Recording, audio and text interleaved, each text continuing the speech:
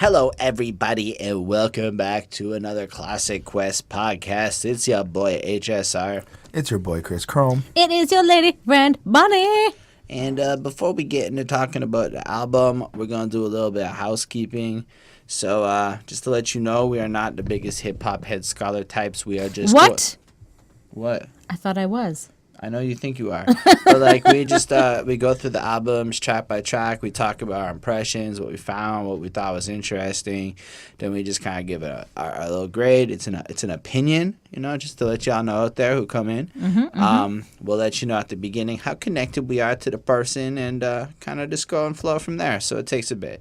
Before we jump into that, a special shout out to our patrons, Mozart, Linda Williams, and the new name on the list, Super Old School 1994. Super old school. 1994. Yeah, that's going to be a new one. On top of that, we do like to just read out our favorite comment from last week's video, and that is on Ghostface Killa's Iron Man.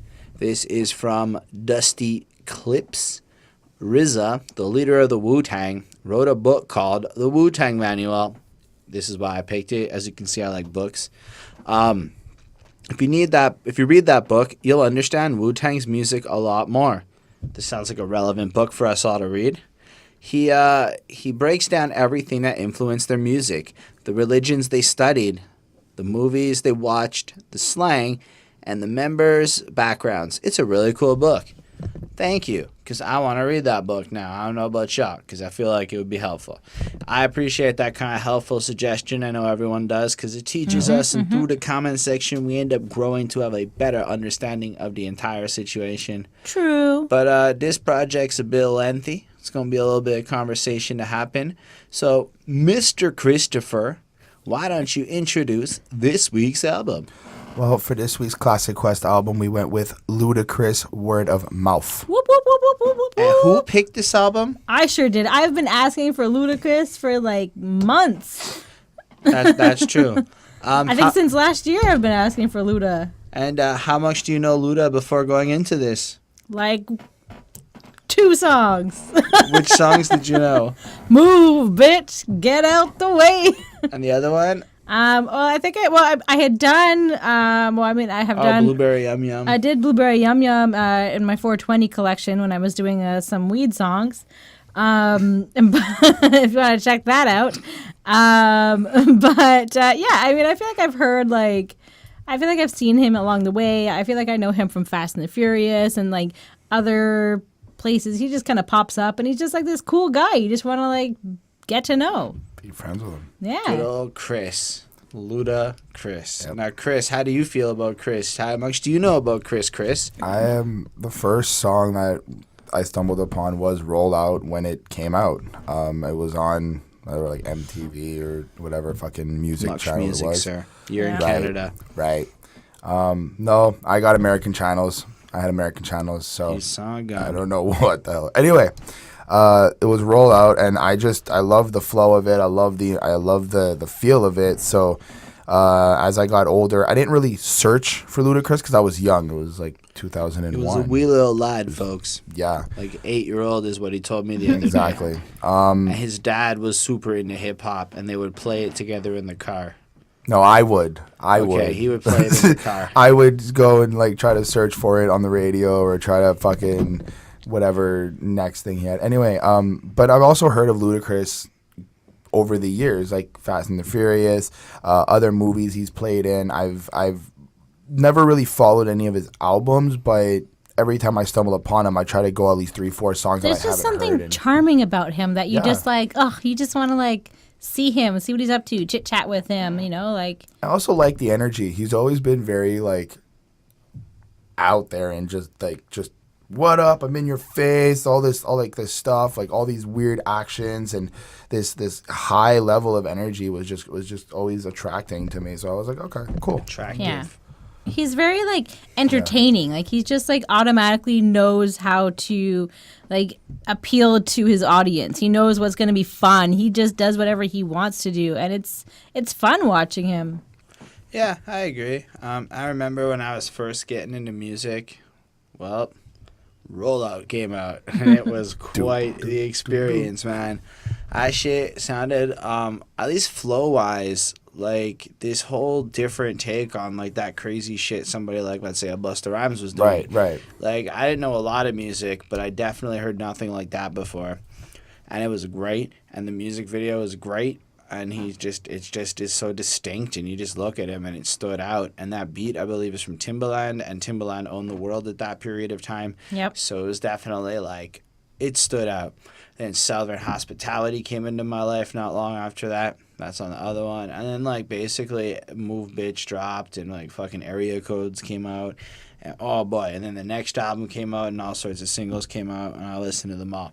But, like, Red Light District came out, and I remember, like, I don't know, maybe I had changed or Ludacris had changed, but Blueberry Yum Yum, I think, is off that album. I didn't enjoy it very much. I didn't like Splash Waterfalls when that came out. I didn't think it was that good. And so... That's the one with Fantasy? Maybe. I didn't hear that album, I just know, like, it went from being, like, this crazy fun, like, it's Saturday, sticky, icky, icky, to, like... to like what it became later on. And then he was in a bunch of movies. I remember when I loved him in Crash, and like I do think that was he such was a good in movie. like so many great spots and stuff. But Yeah. I feel like I just have seen him at like the Oscars a couple of times too. Yeah, and then I don't know. I guess I lost touch with him. He was on many songs that features there, whatever.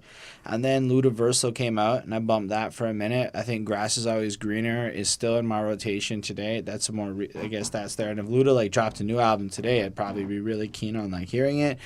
But like I could say Ludacris is like style, and I've heard word of mouth before, not like studiously, but I've heard it before, and like. A lot of his singles really inspired me in my taste in music and like everything about what I would come to like. So I think the dude is super influential on me. But I also can't say that like he basically he dropped like 4 albums in 4 years or something crazy like that, and then he started doing movies and shit, and it got kind of back and forth, and I don't know if it was at that point where it kind of... Isn't there somewhere in between that, like, he got he's, like, his family life started, like, mother, kids, all that stuff? Yeah, also, there's something called Fast and the Furious. Right, like, like, I was getting to that. That is basically, like, a nonstop payday for the guy. And they're making another one, apparently. Like, literally. They're making a knockoff version or some shit. As I understand it, the movie money just trumps the rap money. So, like, if I'm Luda, I'm only rapping for fun now, just because I want to, not because it's what's really going to pay me. No, dude's, like, Fast and Furious money. But I feel like... He still makes money off of the... Like, but I feel like he also doesn't have something to prove, though. Like, I feel like I agree he's rapping for fun, but it's not like, oh... I'm just giving up on rap. I feel like he's proven that he is a legend. People or of at the least internet who know more than me, I acknowledge I'm not the most informed on this subject. This is just where I'm at with my knowledge on the subject, and that's the whole point of this, so that you can now like have that perspective as we like move into it. It isn't really to say I know the most. It's just this is how I understood it. Like movies came in. Music became less of a priority. And I think that when you're not so focused on one craft, like it's just not gonna be the same. And that energy, I don't know. Plus, like I don't know. He's huge now. But like, I'm just checking out his IMDb page, like as we speak. It's Jack, no? And it is, he is all over the place. This guy is like everywhere. He's in like all kinds of TV shows. Like he's great, and he's doing like kid stuff to like, pop culture stuff. I don't know. It's really cool. I know it really shows that he's like giving like. He was a writer for Glee, for goodness sakes. I kind of see all of this in like a way that he's trying to give back to the community and trying to give his influence into different, like whatever social media, media outports, videos or stuff like that. Like he's trying to give his knowledge and his insight. That's it. It's almost like, I suppose if you are like a rapper at like 20, 21, do you really want to be living that life at 40? Probably not, Yeah, you want to be a little bit more serious and grown up. I'm not like judging him or anything. I think that his earlier work is some of the most interesting shit I've ever heard in my life. And it's fun and it's enjoyable. I mean, look at that album cover. Let's just go back. Word of mouth misspelled. Like you got that dog on the thing with his like human teeth. Like he's got like human chompers because they're like buck tooth a bit. He has that crazy art style he has going where his head is overblowing with his crazy hair.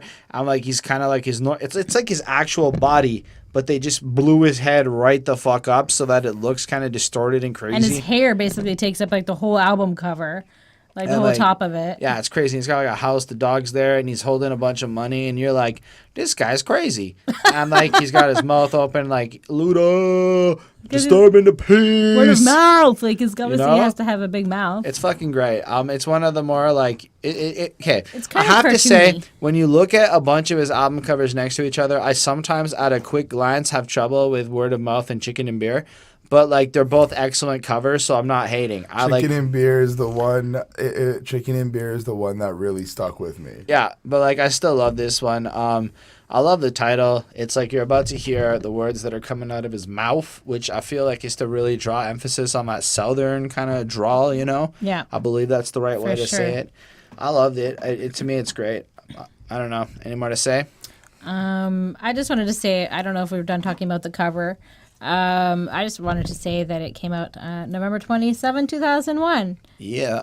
So, it came out, at an interesting time. It came out right after 9/11. So it was going to, like, pump everybody up. That's what happened. All right. So on that note. Well, I just wanted to say one thing. Okay. I kind of took word of mouth as like, when you say, oh, it's word of mouth as in news and information. Mm-hmm. I kind of feel like he's also going to be telling us stories about where he's from, what he's doing, and what his environment's like in terms of other stories that he might know of, experience, or hear of from other people in terms of like that word of mouth connection. And we will hear plenty about his swagger with the ladies. Oh, yes. Mm-hmm. Well, Christopher, as is quoted on this song, the royal penis is coming. We're coming to America.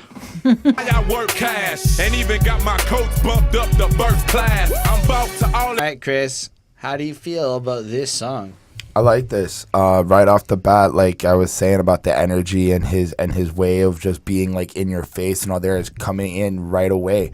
You get this, like as you mentioned with the royal penis line, the song starts off and it's like, the royal penis is clean, your highness, and you kind of get this like mentality of royalty and being like a leader and wanting to have this type of power. And then the beat just comes in so heavily and it just kind of knocks you out in a way. Like it's supposed to kind of like, again, be in your face and have this like very high energetic feel to it.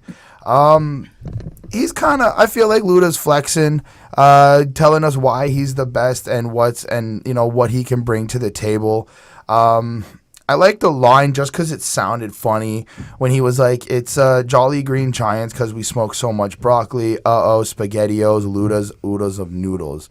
I just like that way of saying it, but I also kind of like how he's addressing that he's also smoking weed and not being like paranoid about it or in a negative way. Like he's kind of like connecting it to like Jolly Green Giant. I kind of take it as like he's all happy and energetic. It's a brand of vegetables. I know it's a brand of vegetables as well, but like when you think of the word like jolly, literally, it's like it's kind of be like in a positive, good mood, like ha ha ha, what up?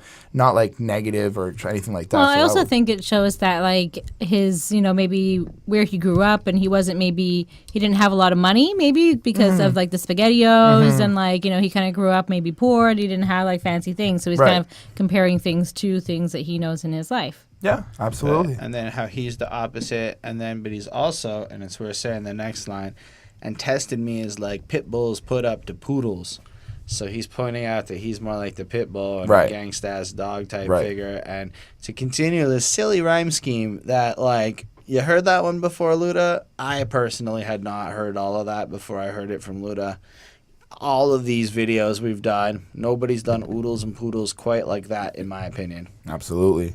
I also liked his flow on the last verse when he was just kind of like going a little bit double timing. He was just hitting the snare at a certain time, and it was really cool and interesting to hear. I liked that he kind of, now I don't know if he's actually like a gangster like actual shooting people, But I feel like he's also been around it so much that, you know, he has like that affiliation and that energy. And again, when like word of mouth, these conversations he might have heard, like I feel like he's also trying to explain like not just him, but his family, his team, his people, like his community are like this, and this is how we roll, this is how we do things. And that was also really cool too. I gave the song a 4.8 on 5. I thought it was really smashing, like as an intro to everything I kind of know about Luda already, and then hearing this, it was like, yeah, this is epic. Yeah, it's pretty good. I mean, so like this song is kind of like, and like the opening quote is actually a reference to the Eddie Murphy 1988 movie Coming to America. And it's just sort of like a woman kind of with like attitude, like just kind of introducing Ludacris. And it's Ludacris, and he packs more nuts than Delta Airlines. He does. That was actually basically right after the Oodles and Oodles line. Yeah. So it's just funny. And then like we have like a guy kind of like talking crap about Luda, and then Ludacris is kind of like, fuck that, fuck you. That is true. And I particularly liked this line. And see, y'all got it all wrong, like women in tuxedos and coming up shorter than 5 Danny DeVitos. I thought that was a particularly funny line. I feel like Danny DeVito would actually appreciate that too, because he's short and it's kind of like his like shtick thing that he's got going for him. It is always sunny in Philadelphia. Yeah. So I like this song. It was a great intro. You kind of get like a fun, energy-filled introduction. I gave it a 4.5 on 5. The song sounds powerful because of like the opera singers or whatever they are, and like the opening is hype. That chant there. Yeah. And like his raps are like killing it, and like they're fun. They're like fun to listen to. He has a great flow. It's funny and entertaining, and it's like kind of watching an Eddie Murphy film with your ears. That is a great way to put it. Yeah, that's how I felt about this one. Fair. In the third little skit thing, because each skit thing that happens between the verses kind of like sets the tone for what like Ruda's about to respond to. So like in that one, I had a hater. He's like, fuck you. The first one I had the lady. He's almost introducing himself. Then the third one is Titty Boy, also known as 2 Chainz. And he was the one who sold Ludacris a whole bunch of perp and a QP of perp, etc. And then he gets like high and goes in even harder on the beat with like the, you know, what is it? Gotta hit him with a reload, gotta pull him with the people, gotta make a stop. Oh no, this was just something I loved. Gotta make a stop, drop, roll. Oh no, where the beat go? And at that point, like the beat had like cut out and had disappeared. Bring that shit back to want to hear the click clack, tons of fun with guns. Fuck all that little chit chat, get back and get that. Now, it must be said that there's something about Ludacris where I find he's very one-linery. Like, so, like, you know, some stand-up comics go through their comic shtick and it's like a story. Let's say, like Chris Rock. It's a bunch of stories. It connects themes. And that's what we've been really come to accustom. And then you got that one comic that does one-liners for, like, the whole thing. And that's kind of what I got a sense of what Ludacris was about here. And I gotta give him credit. He's funny and his delivery is so on point that like he gets away with it. But I can't say there was a lot of wit that got displayed over the lyrics in here. But it's mostly like you just want to hear Ludacris deliver the next line with his crazy flow, because his flow next level. But it's like his flow. Part of his flow is also like the emphasis. Like I know like we could say that part of music is like the ad-libs and stuff like that, but I feel like part of his actual flow is the emphasis on certain words and certain That is flow. That is part of flow. But I don't mean it like yeah, exactly. So not like the ad-lib in the back. Like, because that's part of like his main verse. It's how he chose to like structure and break shit up and fuck with pronunciations in a way that was so crazy and fun. That part is fucking awesome. But like we just did Ghostface Killah, when we talking lyrics to lyrics here, it's a little bit like not quite the same thing. It's a little more fun and jovial, and it is really like a good stand-up comedy, kind of like coming through like an Eddie Murphy delirious type feel, brought through to like I haven't seen Coming to America, so I went to the first Eddie Murphy thing. I watched it recently because it was referencing something else that I was like paying attention to, and I was like, I need to watch this. It's goofy. It's a little bit weird. Fair enough. Anyway, I love this song, though. It's a great start because what Luda does is he addresses 3 key topics-ish through his way, showcasing a fuck ton of flows and styles, and it's really like an all-encompassing, this is what you're going to get on this album. Girls, violence, or fuck you kind of haters. Well, I don't want to say violence, but like fuck the haters. But it's not just haters. Hold on. It's not just haters because when you listen to the... the thing, it's also people trying to get something from him because they're like, Okay, oh, so Luda people did trying it. to come at him, people attacking him. trying to. I guess yeah. Okay, yeah. Anyway, and then drugs. So that's gonna be like Luda's adventures through life. He's gonna get lit with you. I don't know if get lit was a thing back then. Either way, it's a great introduction, and it's kind of cool because he's like Ludacris, this crazy fucking rapper guy that you never heard of from the South, which I don't think was quite popping yet. Well, isn't this the second album though he's made? Yeah, but the first album didn't necessarily, at least reach me in my Canada life quite with as many singles flowing through it, you know? Fair. Like, the first album establishes him. This is where, like, he really starts to cement it in the next couple because he just didn't go away for a few years. Anyway, I'd say 4.5 on 5. I really like it a lot. I can say that the skits get a little bit not as fun for me after multiple listens, but the flow and the beat are fucking next level. Anyway, I'm going to stay the fuck out of his business. Roll out. Riding through. Man, I ain't got nothing to prove. I paid my dues, breaking the rules and shake fools while I'm... This song, unfortunately, has one lyric that is a little bit dated. Can you guess what lyric it is? Oh, PS2 up in the ride. Yeah, PS2 up in the ride. Got the Lorenzo tinted. I think it's just that Lorenzo kidded. But no, it's tinted in the video. Is it tinted? In the video, the windows tint and he tints and it comes up. It's tinted. Sure. I don't really care enough to argue that. You let us know which of us is right. And I think it's a car. I think Lorenzo's a car too. Yeah, it makes sense. Isn't there a Ferrari Lorenzo? I don't care. Or a Ferrari Enzo? It's not that important. Something like that. Okay. What's important is how dated that lyric is. I don't know, man. I love this fucking song. It's just... It's straight... It's straightforward. The song itself is basically... Luda creatively has made a way to tell us all the questions that people have asked him from his, like, where he's got money, what's in his house, the beautiful women, the cars, the this, the that, all these questions that he's repeatedly asked from different people. And he also responds to it in very creative ways. Well, I mean, yeah, I think it's kind of like satirical a little bit.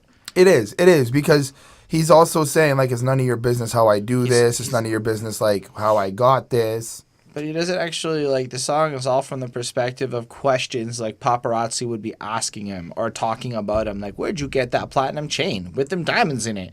And where'd you get that matching Benz with the windows tinted? Right. It seems weird that he would use tinted twice in a rhyme. You know, he had it in the first verse. Why would he have it in? Anyway, just saying. Who them girls that you be with when you be riding through? I mean, this doesn't require maybe the most lyrical, in-depth analysis, right. But what it's part of it is not just the way he says it, it's how like, he says it. Where'd you get that platinum chain with them diamonds in it? Like, that's a fucked up way to deliver that line. And he also, like, chops the speed up at certain times, too, and comes back. So, like, you take a pic, when, you know, while I'm rubbing the dick to the top of the hips and whatever. To the top of the dick. Woo! That's a great way to imply ejaculation, too. And this, okay, I just want to say something, though. I love the music video because it's of so the good. big head. Like, this is where you get, like, the album cover coming to life, and he's just there with the big head, and he's just jamming and having a great old time. And, like, he shows some of the lyrics of his song, which is fun because it makes you, like... It makes you learn his song. It makes you listen to it. It makes it get like stuck in your head, and like you're gonna go on and like pass this to somebody else. Be like, oh, I have this song stuck in my head, and like I know all these words. On top of that, like look it's at smart. Look at like the chorus though. So you've got like the two parts. You've got the part for like you to sing. So I did this song at hip hop karaoke once upon a time, and I asked the crowd if they would just do the rollout part while I did the other part, and I couldn't sing, so I kind of butchered it a little bit. But they held down that rollout part proper. Like this song is just built for like a live performance, right? Like you just want to contribute with them. So it's such a good single. It's so well put together. That beat is just like we have to give Timbaland the credit he deserves. It's like sex. Like all I'm saying, and lyrically, I don't know, man. He just kind of spins his life. He gets the hot girls. Is that your wife, your girlfriend, or just your main bitch? But if you really think about that question too, like as much as it's him flossing the lifestyle he's living, he's taking it to like this extreme, right? Like this crazy extreme, as though this is the imagination of what we think he's living. He's not really admitting to doing any of these things so much as implying that this is how people perceive his life. And then he does have like the car and stuff in the video and whatnot. I don't actually know if he was flossing like that in real life. I don't know if it was just like he flossed a little bit, so people asked a lot of questions and shit. But the real crux of this song is at the end when he's just like, stay the fuck about my business, my business. But like the way he like says it is so distinct, man. It just sticks in your head, and he does it for like almost a minute at the end there, easy. And it's just so, reporters, get the fuck out of it. Stop asking these fucking questions. It's not your business. That's basically what he's saying at the end, is the answer to these questions is not your business. But I think it's also, I mean... Also, he has twin Glock 40s that are cocked back, which is some guns that he's rolling on through. Yeah. Him and his homies. So Chris, you please drop that. He's rolling on 20s, which is, I believe, rims. Right. With the top back in his convertible, with the guns, with the crew and the squad. So I'm picturing like 4 of them in this convertible. So drop that. And then there's so much money between these fine gentlemen that you can't stop them because disturbing the peace is coming on through. And I don't know. I was having a lot of fun with that. Obviously, this is a fucking 5. This is one of the best singles of the early 2000s. Yeah. This is a great song. It's an amazing song. It has a killer beat, a great use of instruments. It's so fun. Basically him talking about all like the finer things that he's got: guns, diamond, weed, cars, chains. He's got everything. He's got exclusive goods. Women. This is like, it feels like a summer kind of song. And maybe because it's southern and like maybe they don't have like the harsh summers or like harsh winters that we have here, because it came out in November. It's harsh. It just felt like a weird timing, but it makes sense, I guess, down there. I liked like this line from like verse 3. Now tell me who's your housekeeper and what you keep in your house. What about diamonds and gold? Is that what you keep in your mouth? So I thought that was like really interesting, like lines, the way he said it. It's like he spits it so well. Like there's, mind your own fucking business. Like, it's just funny. And like after like seeing the video, it makes this song even more hype. And it's like addictive. Like you just want to watch it again and again, kind of. It's like they speed up his body motions for his it's body. So like but they weird. keep his face at like normal. So imagine his body going at like 4 times normal speed with these crazy jerky moves and this distorted small thing with this big old head and Ludacris spitting normal. Yeah, it's just like you just love it. I just love Ludacris. Like I was like, thank you so much. It's so Ludacris. He's such a fun guy. He's playing around. He's joking.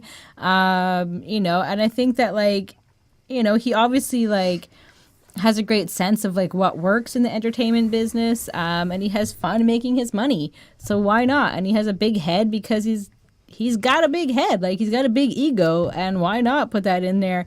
And like I said, the lyrics are great. I think it was really smart that he put them in. Some of it sounded dated, but otherwise everything worked well. 5 on 5, 100%.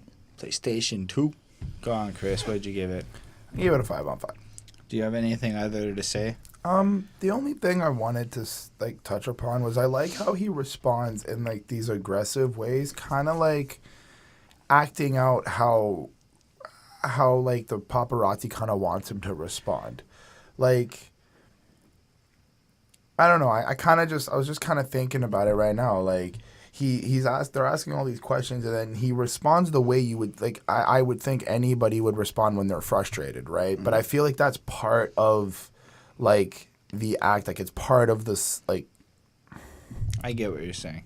Right. It's intentionally done. He was a good creative artist displaying creative passion. Yeah. Okay. Well, Chris, if you're tired, be quiet and go to sleep. Brown and skinny, but I fucked up so many. I got QBs and halves if we. Bonnie, how do you feel about this track? It's all right. He basically just wants all the bitches to go to sleep. I think he doesn't want to hear any sort of like back talk or like, you know, any sort of like nonsense from like the women. It seems like he just wants them to please him and shut up and go to sleep, and that's it. Yeah, basically about you know, bitching women and rappers that maybe like can't keep up, like, you know, with like his like game. And this one is strong, but if like, you know, it comes off like strong, but like it lacks a certain something for me. I gave it a 4 on 5. I just want to throw in that at first I thought they were talking about women, but then I was like, that's not about women. And I would like to quote Ludacris, "Man, I tell a hoe to go to sleep." Now keep in mind what album we did maybe 2 weeks ago with the classic track Bitches Ain't Shit. And what we learned about how bitches aren't necessarily women. They're just the men that act a certain way. Yeah. Right? Yep. So with that in mind, I mean, I could be wrong. I think it could be both. Okay, maybe. Internet, I don't you know. can correct me. I love it when you do. I don't know. But they turn around and frown, gotta make them 6 feet deep. I don't know why Ludacris is killing women here. That seems a little excessive for not going to sleep. Because we knocked them unconscious with that nonsense. Read in between that fine print. So he's telling us to go a little bit deeper here. Think about lyrical content.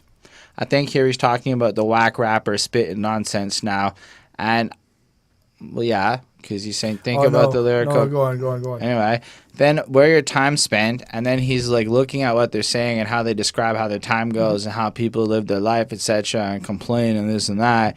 And I think what he's really saying is the people he's addressing are those wanker ass rappers who just complain a lot about how they're not getting their chance and stuff, but aren't putting in the work. So they're saying, look, if you're tired of waiting, you don't have patience, be quiet and go to sleep. Go to, you know, and that's kind of what it is. Because we know that. Yeah, ho. Anyway, so yeah, then it kind of rolls around, but Ludacris does it well. Like, get your guys, hit a 10, hut. Yep. I spend 3-6. Oh shit. Oh, what? I had to censor a word there, but like, it's just really cool. Then he makes like a little 3-6 pun or whatever. Cause yeah, guess who's featured on this? I-20 and Lil Fate repping the Disturbing the Peace crew, and 3-6 Mafia of the guys who were part of the group at that time. I think they were not quite as thick in the roster as they once were. DJ Paul, Juicy J, Crunchy Black. Yep. And yeah, those guys all come in. Infamous wasn't on. Isn't Infamous? Yeah, Infamous 2.0 or whatever. Was he? No, that's I-20. That's I-20. No, but really? Yeah, I-20 was formerly known as Infamous 2.0. That's that same deep voice, bro. But Infamous is the Infamous I'm thinking from Lord 3-6? Infamous is Lord Infamous. Okay. Infamous 20 renamed himself as I-20, and for some reason, and just like later on this album, Lil Fate is credited on Spotify as Fate Wilson, but he literally says Lil Fate in that verse, and so the crediting on this was a little bit off. But no, I don't believe Lord Infamous was on this track. I might be wrong. I'm pretty sure that deep ass fucker was I-20, the same guy from Move Bitch. Yep. And then I-20 follows up Ludacris. He likes intoxicants. He deals pot and shit. He's tough. The hoe talked a lot. He off the bitch. He sells drugs of all colors. And if you ever think about the phrase faggot motherfucker, and this was a little tangent I went on. So how could somebody really be a faggot and a motherfucker? I suppose you could have fucked the mother before you became a faggot. But at the end of the day, and there's a lot of these homophobic slurs. I'm not going to be too critical because of the times and stuff, but it really makes them sound super gay. In 2018, it makes it like I-20 loves the dick. That's how it comes off to me when I hear these super homophobic lines all these lines later. Because I'm a faggot motherfucker. Like, that's like a guy who's either bisexual, so he's not really a faggot anymore. He's kind of in between. Or he like once loved ladies and went like, it's so oxymoronic, you know? If I'm correct, faggot is like, oh shit, man! I'm gonna get in so much trouble for this little tangent. Is Somebody- this bad? Is this too much? I don't know. that word means to like, Bundle of sticks. It does mean that. but that also means to like be in love with the same gender. No, it just means gay person. Okay, in a but very But it's negative, more But like, wait, I feel but like it's being more like gay the way very that like is derogatory. right. But being gay is just the literal definition of loving the same gender. But like then if So you're like, if what you're, if it was like no, a this woman? is like it's not. But you like can't- the word, like you're- it it's describes never someone it's that's never like, been used to describe trying, a woman. I'm Okay, trying I've never. so hard. it's like somebody that's like Maybe it has. weak and like. But like it's like a guy not a who's nice a word. faggot. You know, like I've never. Yeah, I know how he's literally saying And it. this is all meant to be like educational YouTube, not like we're using the word. Yeah, Sorry, don't use YouTube it, robot. though. I'm not promoting the use of it. I just got lost on the oxymoron. Like if you're gonna use the term in a diss, like don't be like in the next line, but you fuck women. Like think about that line. You fuck men. No, But but you fuck women. no, but like, hold on. I know what he's trying to say, No, and what- I'm what's he really trying to say? because a motherfucker could also be taken in the same vein as the alternate term of faggot. They're saying the same thing. Oh, I just, But then I if you just feel take like it- if you call somebody the MF word, you're kind of just like, I'm gonna try to dial down on the swearing here. I mean, I don't care about that shit. But like, all if of you're our gonna call videos- somebody, all of our videos are green except for the stuff that talks about like murder in the title. fair enough. So if you're calling somebody a motherfucker, though, it's like you're directly saying mother. Like that's just another insult in itself. Like you're I get fucking that. someone's mom. So like, So you're right, trying to just hold be on. super. How- Like I get it. how Like gay I is get that? it. Like Not I get that it. gay. Like I get it. But they're Okay, trying wait. to just be super. This like is the tangent I was hoping for, but I Oh, thought it boy. was worth having. What do you guys feel about these? Like, I want to know genuinely from the comments, though.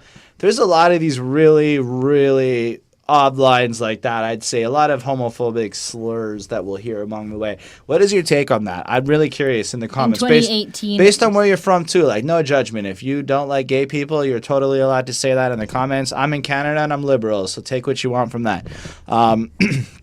Crunchy Black thing comes in. I kind of like his thing. Bitch, it's me again, kicking in your fucking doors. I look for dividends. I ain't looking for you hoes.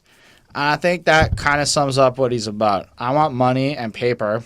I don't want wankers who whine. And he goes on, and it sounds fucking proper. DJ Paul, I kind of like how like he just comes in like, maybe I don't know how the word got it, but this... Anyway, sorry. This sounds kind of gay too. I'm stripping bitches and I'm a baller fucker with a limp. They Oh, call me yeah. red in for stripper sexy red hose pimp and quick to sink her on the cause this what's about. We rob a trick and stick his dick off in his fucking mouth.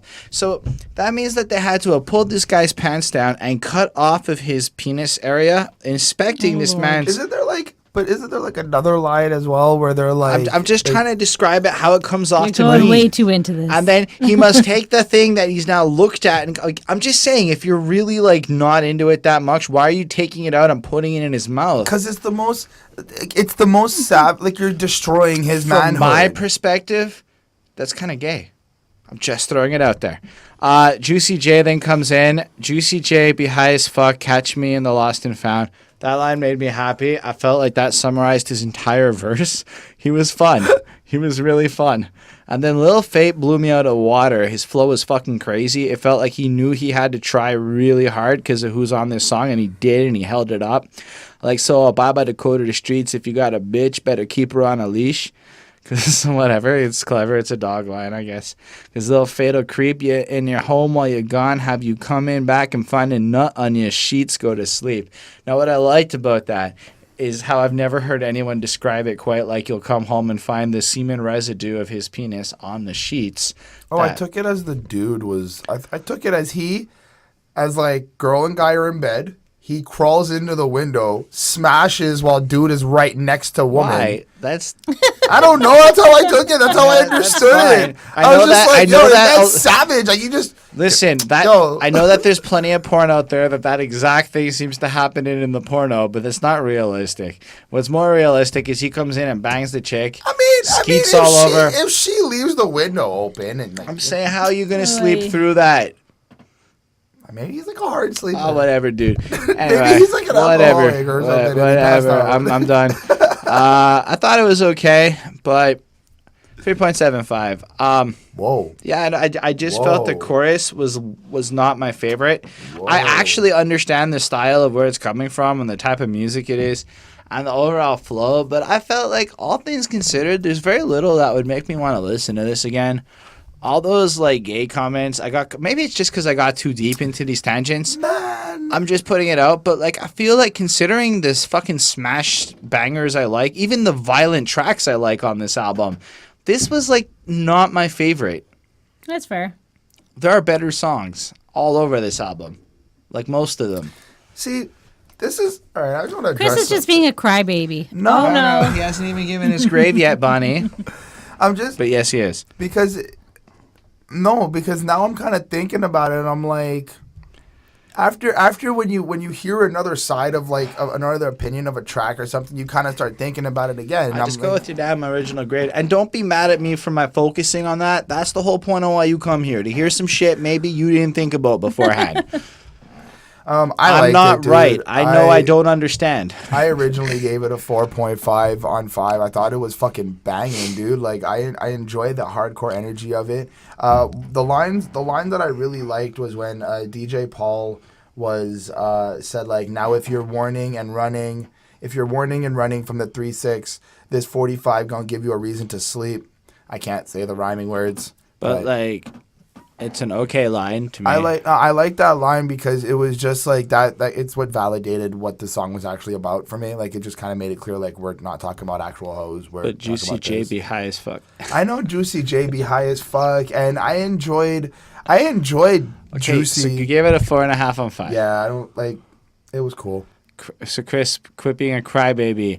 Oh no! Try. My black ass is so hungry, I'll take a bite out of crime, and it'll hurt if I swallow. But all of a sudden, I feel like the energy went right back up, and I'm like, oh no! And I don't really care anymore. You're just singing along. You have your part to sing to. It's very clear. Luda does his part. You know, he'll leave you with a hole in the chest or whatever he's going to say there, you know? I caught him with a blow in the chest. Whatever. Hole in his vest. Sorry, I'm wrong. But, yeah, no, it's fucking great.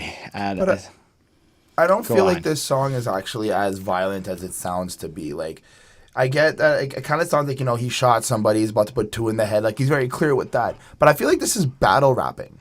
I feel like he says something like, I kick in their ass, reboot them like laptops, and they wouldn't even box if I gave them a flat top. You punks pucker and pout, bicker and babble. Now they all lost of words like I beat them in Scrabble. Yeah. Like, I feel like he's battle rapping. Like, he's taking... So was the last song.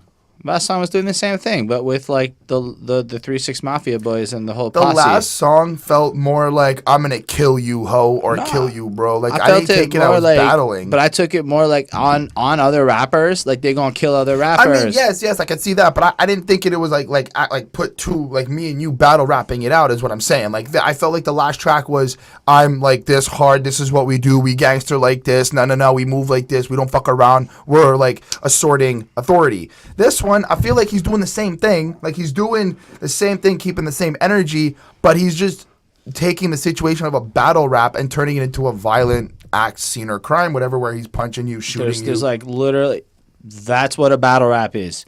Right. They're the same thing. All that change. I didn't feel it on the last track. Is like in the 3-6 Mafia guys there, everyone was sounding a little bit harder and a little like scarier, and here Luda's like goofier. But really, at the fundamentals, you're right. The songs are essentially saying, I'm the greatest, sickest rapper. In the last song, it's more like, we don't have time for your shit. And this song's more like, I'm the best, and I'll take you out. So you're right. In that regard, like, the tones are different. But, like, I don't think either is about being violent. I think both are about we the realest rappers because of. Okay. And maybe in real life they do get violent because Ludacris does tell you to throw them bows and stuff. But I feel like it's still about the expression. And maybe they lived this shit. Maybe this is how they partied. I don't know. But they both felt more in that arena of battle hip hop and proving themselves to be like the most solid MCs, you know? Yeah. They're not, but both are kind of party jams at the same time. Well, that's just the overall sound of Ludacris. Like everything, I find like a lot of songs he makes sounds like a lot of hard, like heavy, not hardcore, but like heavy you can just picture like all these like hooks and stuff are like meant for that party. Definitely. All of them. And anyway, so yeah, I don't disagree with you. I just partly disagree with you because part of what you said was weird, but the other part was cool. But yeah, anyway, it's worth stating that Ludacris because like a fucking chicken in like the middle of a verse here, like in the middle of going. But man, he's got people like check it. I got people scared as fuck like when condoms break. You know, like Yep. so it is like what you're saying, but he's trying to be goofy because that's a great line. People Yep. are very scared and terrified when a condom breaks, if you think about it, or how your heart deals with eating 80 pounds of steak. It humps really fast and it like has a heart attack because he's scary and he's fucking gonna kill you. He's killing you just with like condom breakings and food though. It's just different. So put your belly on a plate and watch your weight. This is my favorite fucking line. You frosted like a flake and Ludacris feels great. For those of you who don't know, Tony the Tiger from Frosted Flakes does that exact same great. I don't know. Who want come face me? Who want come face me? Any woman give me face till they face turn blue. They can't breathe. Dick to mouth resuscitation. I'm just saying, even the women are afraid of his dick because it's so powerful he chokes them to death and has to use his dick to then revive them into life again. That's some metaphysical shit, dude. He's scary. He's going to kill you, the women. He's going to tell the hoe to go to sleep with his penis that he's using to kill her because her face is turning blue. Absolutely. It's actually very in line with the last song is what I'm trying to say. I'm in one of those moods, people. It's been a busy weekend. I don't know. It's fucking great. Anyway, you see him ambidextrous. He slaps ass with both hands. It's just so silly, you know? Delete your first steps, but I'll save the last dance. I thought that was great because that's a good movie, you know? Yep. You don't like Save the Last Dance, Chris? It's a good movie if you haven't seen I it. don't think I've seen it. But I like the way he's using these little pop references, and it's very one-linery the whole way through, you know. I just bought some new guns. My mama said it ain't worth it, but I'm at the shooting range just because practice makes perfect. You know, bullseye, I stunt growth and stop lives. You run with, that's more chicken than pot pies. Baka, baka, baka. I'm shaking your tail. It's just fucking like, it's fun to listen to. It's got little snapshots of little wisdoms and stuff and kind of circumstance painting and his stuff. But you're right. It's not meant to scare you so much as it's meant to entertain you and a whole new angle on why Luda's scary because he's hitting it up with the Baka style. I gave it a 4.5. I gave it a 4.25. I also gave it a 4.25. It is a fun song. You know, basically, he talks about like destroying and killing his like, you know, killing baby lalas and anybody who's like, you know, bitching. You know, about shooting these guys and taking them over. So if you're quiet, be quiet. If you're tired, be quiet and go to sleep. It's just a paraphrase.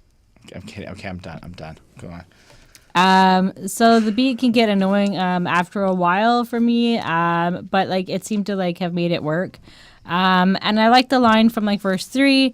Then you can catch me in Rome, macking some broads and sticking them, while you be at home picking your boogers and flicking them. That is one of the best lines. And I was like, ugh. But it totally like gives you a good like comparison to like what he's doing and what you're doing. Like you're literally doing nothing and doing something gross and whatever. And he's like banging bitches in Rome. So yeah. And at the end of the song, is like a radio host like asking like why women can't suck a good dick during the witching hour. And then like there's like a woman caller that like calls in and she says that it's like gross to give blowjobs and that she could only imagine doing it like maybe if she was married. And so it's just like a whole weird kind of goofy. On. You missed the most important line. The male response to that. Well, there you have it. I think it's just priceless. Well, it's yeah. like that's the answer. Ew, it's gross. So yeah, I mean 4.25. That's what she said. I forgot. Hold on, I completely forgot that they also did the cool shout out to Outkast because I mean, Organized Noise, the guys who made a bunch, the Dungeon Family producer dudes made a whole bunch of beats on this album, and so they have that like a drug dealer's dream, so fresh, so clean is right after like the boogers and flicking them line, and it's pretty cool because fresh, so clean came out like a year before. So fresh and so clean. Anyway. I have to say the use of skits on this album is pretty excellent. I can't say I want to listen to that skit every time, but it is extremely important to build the context for the next track. I don't know if Chris has given his grade and all that. I gave it a 4.5. Okay, so now that we've done that, she said she's never given a 4.5. Step out the bag. She says she's never done it. She says she's never. All right, Bonnie, how do you feel about this one? I think your opinion is the most important. So yeah, I mean, this is basically like talking about how like some girl is a liar and she's maybe not, the good girl that she says that she is, and she's maybe actually a bit of a hoe. And then he's sort of just talking about this Christian girl, and kind of she's saying like how she cherishes her virginity, and her parents won't even let her out because the South is crazy, but she has her like vag and her like tongue pierced just for show. Like it's kind of like weird that would happen. It was just sort of weird. I liked it a lot. It was a catchy and like fun and random interesting story. I did like the lines. She said she never done it. She said she never tried. She's sitting there telling a motherfucking lie. And like that's kind of like repeated throughout the song. And it's great. It's funny and like exactly what he's talking about. So I gave it a 4.25. Just to add to that, that's the first thing you hear right after the woman gets off the phone after the shit talking about how she's never sucked a dick because it's gross. Get it? Yeah. Anyway, how do you feel, Chris? I enjoyed it. Verse 1 to 3 is basically just Luda kind of going, she said she never did this, but this. She said she didn't do this, but she knows somebody who did this. And he's kind of going down the list of like sexual pleasures and sexual things that she would or would not have done. And right, that too. And if this woman was doing this or not. But I like to think that I think he's talking about a specific type of woman, like hoes in general. But I think also like he's in Atlanta, Georgia, so there's a lot of like Christian girls down there, right? And so I think that they're maybe they're using it as an excuse to get out of having sex with him. But I'm saying like I don't really agree like, with like the idea of every woman is lying. No, man, I think these are just a bunch of lines they've been fed by good girls who don't want to fuck them on a given night. Absolutely. Yeah. Absolutely. And I think all this song is, because if you look at what Lil Fate says at the end, she said she couldn't see how women turn tricks and she couldn't picture trying to suck a dick. She had respect and wouldn't do nothing wrong, but she the reason why we made this song. So at the end, this is just, they got blue-balled one night or whatever, and they got real mad that they couldn't get their dick wet, and they just wrote every line that had been given to them, and that's kind of like what this is, a little bit. Like, we didn't get any. She said she's a good girl and she had fucking self-respect. Well, fuck her. And they wrote this song. That's how, am I wrong? A little bit, Am I really missing the point here? He's kind of like making fun of these girls. Well, like, hold on. What when Lil Fate was like, she said she had who was only there for a rent and wouldn't shake her booty for a red cent. It's kind of, for me, that kind of sounds like she's looking to have sex. No. But like the dude that's there isn't really like. Well, she's saying that she wouldn't do it, and that's the thing is they never actually, like even like the guy on the Genius annotation was like, yeah, they went in on her, and I'm like, well, no, they didn't. They kind of just made fun of her. They just kind of rhetorically state all of like the lines that they get fed throughout the whole song, like swore up and down. She was just like, one of a kind. About, like a girl that like maybe like initially like makes them think that maybe they're like a bit of a hoe, but then they like say something that's maybe like like contradictory to like the image that they're projecting. Right. Yeah, or like she said she loves, but she's never gotten pimped, not dominated, couldn't imagine, never dreamed. And though she's steady looking for a perfect man to buy a ring and take her motherfucking hand. So if you really like, I mean, I don't want to sound a certain way, but it seems like if you're a respectable, nice lady trying to settle down and get married, you're annoying to Ludacris and his squad trying to gangbang you and shit, and that's why this song exists. She said her stuff was sacred and her mama told her so, and that she went and got it pierced on the low. Can you believe she's been waiting for so long to get a grade A certified schlong? That's funny. It's funny when people who aren't Jews say schlong like that. She said her parents never let her out the house, etc. Anyway, come on. Everybody likes to take it in the butt line. And then she's never licked another girl or had any chocolate vanilla swirl, which is, I'm assuming, a white girl and a black girl on Ludacris. Or just a black girl and a white guy. Why? Why wouldn't it just be like? Because I think the line preceding it Right. with licking No, another you're right. girl, You're right. and then it's like ice cream that swirls together. As Method Oy. Man taught us, ice cream is a certain. See, it's connections, bro. It's like Illuminati up in here. Yeah, Anyway, I like this song. I thought it was really fun to listen to. I thought it was comical, but man, it's so childish and kind of hard to get behind. So 4.25. That's all you have to say about that. I already said what I had to say about it. All right, Let's go Howhere. Skit. Ho. No, nigga, Vallejo. Oh, okay, hold up. She Bonnie is claiming to have hoes that live inside of her butt. This is going in, Bonnie. I'm keeping this. So here, Sphincter. I-20 calls up Ludacris and wants him to check his holodex. You're going to have to Love it. understand the running theme of this is to put the word hoe in front of anything they Right. say. And I-20 wants this particular hoe. From Valley Ho. It's Valley Ho. and it's not the Chicago hoe or like all the other Ohio. Ohio. Or he's at the Texas Ho. But then somehow he like stops and it's like, oh yeah, your sister graduated, whatever. And he's like, yeah, you know what I'm saying? The Valor Dick Horian and all, man. And that's right, man. Shit, I'm about to break out though, dog. What's up? For real, Did you he wanna? just call his sister a whore? Yes. Oh my you God. finna hoe? Yeah, man. I'm about to hit these roomster hoes right quick. Yo, could you Can't come pick me up? Yo, I'm in the middle of Howhere. Howhere. And then it just kind of ends. And it feels like a skit off the Chris Rock show, but a little bit less funny. Yeah. So 3.75. I gave it a 4. I gave it a 4.5. I thought it was funny. I don't think it was funny the third or fourth time. Anyway, this leads perfectly into that classic Hey, Nate. wait. Yeah, go. The classic Nate Dogg sounds of Area code. Too much fun. I Bangkok and Bangkok. Can't stop. I turn and hit the. So we had the craziest moment. Like all the way up until this week, area codes was grayed out on Spotify. Like there's a sample issue, a clearance, they can't play it. And then all of a sudden it's not grayed out today. And I can't prove that it was grayed out yesterday. But we all remember it being grayed out. And so this song can be summed up by the chorus. Ludacris has some hoes and Nate Dogg. And they happen to be in different area codes. Yep. I'll give you a little snippet of how this goes. 404. Now, you thought I was just 770 and the 404. Now, Oh, you no. might be going, where's that? I was too. It's ATL. Down below in the comment in the description of this video, you will find a link to an interactive map.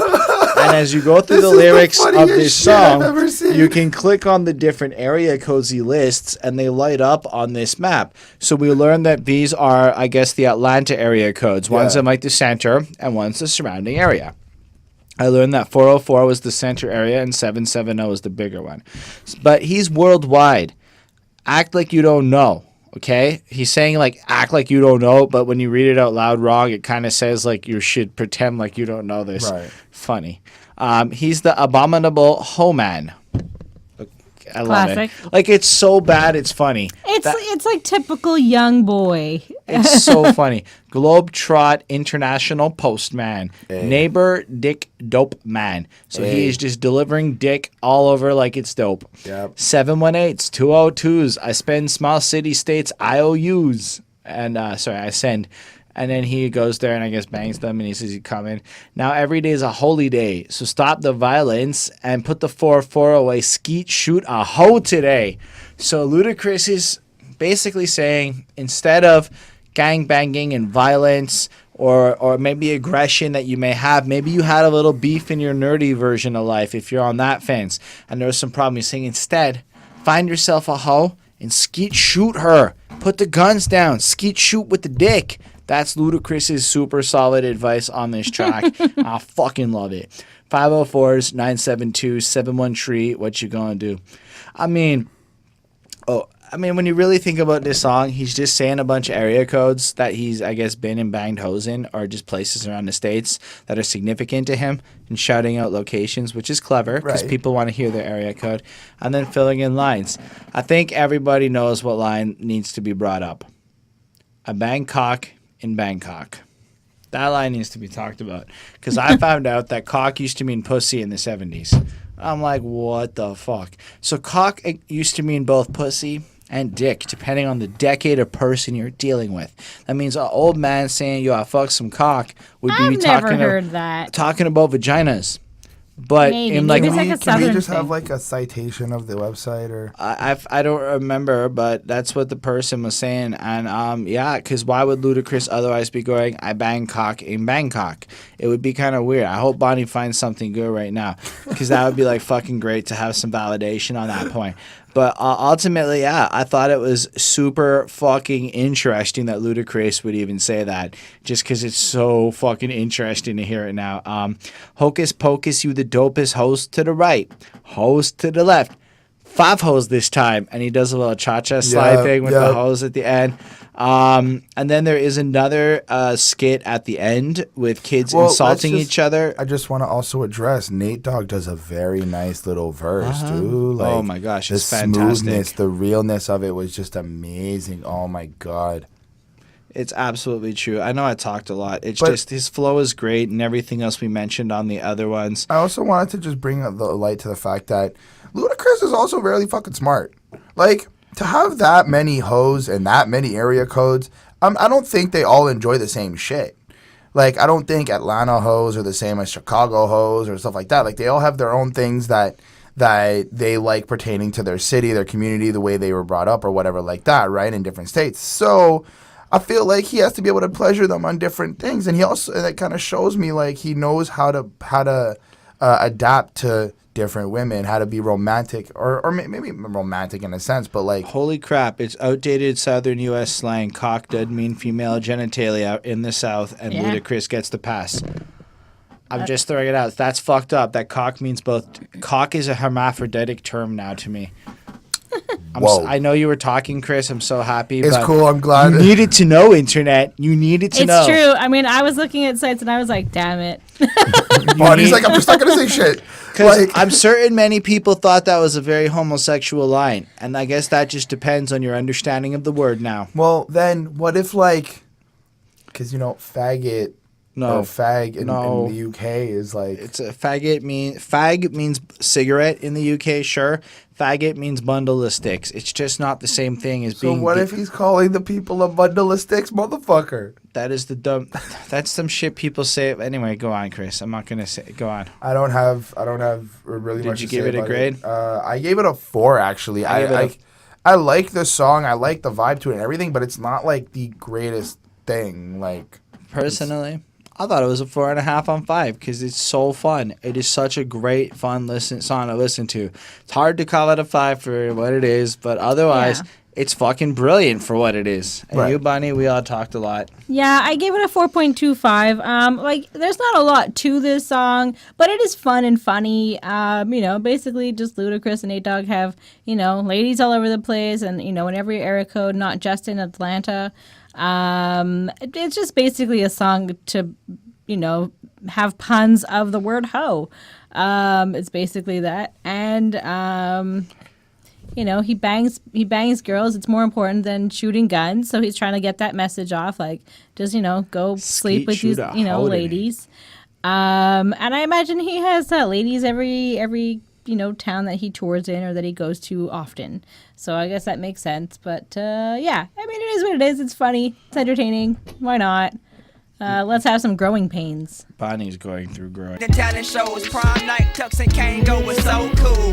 Fucking new model car. Bonnie, since you barely talked on the last song, why don't you talk to us about this one? So here we have like Fate Wilson and Keon Bryce. It's Lil Fate. Either or. So I like the sounds of the kids that were playing, like that was, you know, featured in the song. This is like the most serious song that we've heard so far. It's all about friends dying and like making mistakes, you know, growing up and like, you know, their life and, you know, that they were broke and life wasn't maybe easy. And they were influenced and they looked up to, you know, we've heard this before, a lot of the drug dealers in the hood, because they're the ones that have money to do things. There's 2 verses of Fate, and then Ludacris. Yeah, Ludacris, and he's on the 3rd verse, and just the hook is Keon, I think. And it was just like him and his crew, no matter what. Like he's just saying, like no matter what, like we stuck together, we made it through this, and like I think that's probably why he has these guys like on this song. So it's kind of like a good, honest song about their childhood. I give it a 4.5 on 5. Mr. Christopher. I kind of took the track as like an ode to friendship type track, an ode to loyalty, respect, hardships, struggles, and experiences, of course. But I feel like with the chorus of like how that's kind of going like, this is how we were when we were younger back then. This is how we're doing it, and like nothing's really actually. I feel like they're trying to say like nothing's really changed. We're still this type of bond. We're still this family, and then we keep moving forward. Brothers We keep for doing life. this. Absolutely, it's really positive. Very, very. I would say also kind of makes you think to like your own friends and your own like the people that are around you. At least for me, like for me myself, I kind of took a moment to think back about the people in my life and like where like who I still have in my life in the last like let's say 8 years, 5 years, whatever. Like, we're always growing up and stuff. So it was really really good. I gave it a 4.5. Yeah, I kind of thought this was a cool song because it does go a little bit back, right? So you have these wild, ludicrous figures, and they're all disturbing the peace. So it kind of gives you a little bit of a sense of the environment that they grew up in and how they maybe ended up where they are. What I thought was super noteworthy is when Lil Fate's like, remember when Barry told his bitch to go to prom and die? So, like, if the girl he was dating at the time went to prom, he would kill her. Your common threat, your machismo man. Bitch, if you go to prom, I'll fucking kill you. I don't even want you with other guys. If I can't have you, no one have. So, she didn't shoot himself in the head with the 4-5 when she disobeyed. And then he didn't. He was lying. And he shot himself and, in fact, killed himself because she chose to go to the prom anyway. So this is something that Lil Fate's guy and his little squad did as he was growing up. Some fucked up shit if you really think about it, Love makes you do fucked And then up shit. immediately after that, just to reiterate, Dogg, those was the days, as though that was like the good times. That wasn't even the hard shit yet. It wasn't even there. That was super fucking deep to me. Yeah. For the invasion of haters, man's crews from all around used to get down at True Flavors bumping Kilo, And I got the sense that at a certain point, like, the gang activity wasn't necessarily so gang on gang, so violent against each other. It was, at least at a certain point, just communities kind of doing their thing. And so he's kind of reflecting on how things are a lot darker now than like when they were younger, or when that maybe was their biggest problems. Dude who killed himself because a girl didn't want him, It was really deep, and the chorus really hits like that too, We was loving that before they started jacking jacks for notes from Red Oaks.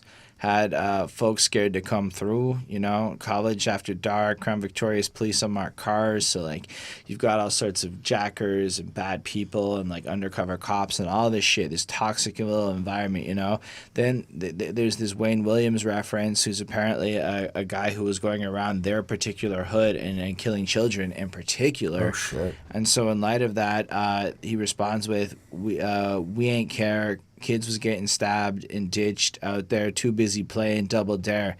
Touch a shorty on the ass, that's a bet. So in light of this super toxic environment and the fact that maybe they could even die for being outside, they didn't let that stop them from going out there and enjoying their childhood and doing what they were supposed to do. And I thought that was really like almost inspiring when I heard that. I was like, fuck, like, if these kids are able to go out there and find joy in this hellish environment, who the hell am I to complain? I have a Nintendo Switch. I need to shut the fuck up, And I keep having a lot of moments like that when I hear songs like this, so I feel like it was well done. This is all Lil Fate. Ludacris hasn't even come on yet, It's fucking crazy. Right. And then a child of the corn. Been a while since I was born. Climbing over barbed wire. Clothes got torn. Shoes got muddy. My clique turned cruddy. Wherever I go, they went. They were my buddies. And I think Chris is right. There is a degree of friendshipness to it. And the way Ludacris described that, like how we would just go down together, but why would you even think twice? They're my buddies and stuff, was really remarkable. Mm-hmm. All that to say, I don't know how much I really enjoyed listening to all of that. Like, I thought it was like a great message, and it was really like a nice little beat, but it wasn't so much tickling my fancy, right? So I love what they had to say, and it actually made me really respect Lil Fate. Like, I'm sold on this guy. Like, normally I'm not sold on the hype man or the backup guys, but Lil Fate killed it. Ludacris kind of did it, give him his chance to shine. And all that, though, he doesn't have the same energy that Ludacris does. And Ludacris didn't have the same energy that Ludacris normally does because it's such a serious song. Mm-hmm. And I don't know that he's figured out fully how to do this kind of serious song yet. At this moment? Yeah. At this moment of this album. Like at this time in his career. Yeah. Because later on he has like that song like Runaway or whatever, Yeah, which is Runaway. eloquently poppy and done right. But here he's still kind of like, sounds kind of silly almost, whereas Lil Fate's like fucking serious.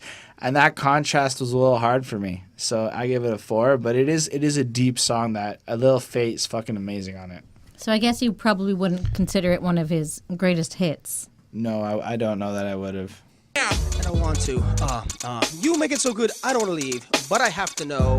Listen, Cadillac spills, Cadillac throughs. I don't actually remember the words. Check out the oil, my Cadillac spills. Matter of fact, anyway, white people can rhyme sometimes. That's what I wanted to say. I fucked that up. I probably sounded as white as hell. Fucking And then said white people can rhyme after you Wrong. fucked it up. Like, thanks. Yeah, Doug I don't ruined it for remember all Southern of us. hospitality, and I don't really remember what's Great in example fantasy. of this. But like, I can do a mean move, bitch. I'm just gonna throw it out there, like, oh no, the fight's out, about to punch out, lights out, get the fuck back. All right, we got it. I'm just proving that I have You some proved rhythm. it. It's done. Okay. Woo. Now we moved on. How do you feel about greatest This hits? is the Skit? fucking funniest shit I ever heard So in my whole good. life. I have heard so many people rhyme like that, just like that, and it's Okay. hilarious. Hell, I've done it multiple times on this podcast, I'm sure. It is the funniest thing I've ever heard. Because on top of that, have you actually watched one of those damn infomercials for those shitty looking I wanna rehashed albums? lick you from your. Yeah, give it to me now. Give it to me now. I don't even know how to do it that bad. I don't understand, but it's like I know it, you know? Like Yeah. it's just it's so funny. It's for me. It's like my mom trying to say these. It's like when things. my mom used to be like, "Hey, must be the money." You're like, that's not how it sounds. You're supposed to extend and hold She it. always did that. Yeah, it's one of the. It was so funny, but it's also like Ludacris is obviously aware that us honkies love him, and he's just like kind of Yep. letting us know in a fun way that this is what it sounds like when we go up to him and just fuck up his songs. Well, I'm glad you actually brought up that point because I feel like he's also trying to make a point of like white people are listening to my music as well. Yeah. Like I'm not just it's that whole that conversation that's always had like people coming out of the hood, the ghettos, and the projects, all this stuff, making music, and then the white community is starting to absorb it and listen to it and buy all of it and stuff Give it like to me that. now. So, like, you can also think about it, maybe like given maybe the time, maybe the white community had more money, and he's like kind of showing off, like, look, they're like buying my stuff and all this stuff, like they're, like I feel like there's I think more he's doing to this it than at like. and for white people, but I think he's also doing it like as like black people. They're all laughing at the white people who Yeah. are doing this. And Yeah. I think it's in the same vein as like I was listening earlier today to Mos Def's Rock and Roll. Yes. I think it's in like the same vein as look at these white people trying to do what we do, but they have no soul. And I'm not trying to say I have soul or anything, but I thought it was the greatest skit I ever heard. Oh, rock and roll on It's that fucking makes me think 5-on-5, man. It is so good. This is funny to me. This is hilarious to me. Is all I'm Gave trying to this a say. 4.5. Yeah, this is great. It's hilarious. I mean, I don't even think we mentioned really what it is. It is like a sales commercial Yeah, for white people. telling that like a TV commercial that's selling you his greatest hits. But the greatest hits are like performed badly by white people. And it's very funny, and it's a funny like form of satire. I really liked it. I gave it a 5-on-5. It was is great. the best skit I so think funny. I've heard since all of the Classic Quest skits. But it's not my favorite skit that's on here. Stop lying. I know that's not the next song. I just wanted to say that. Have you given your grade? Yeah, Your crappy little 4.5 on 5.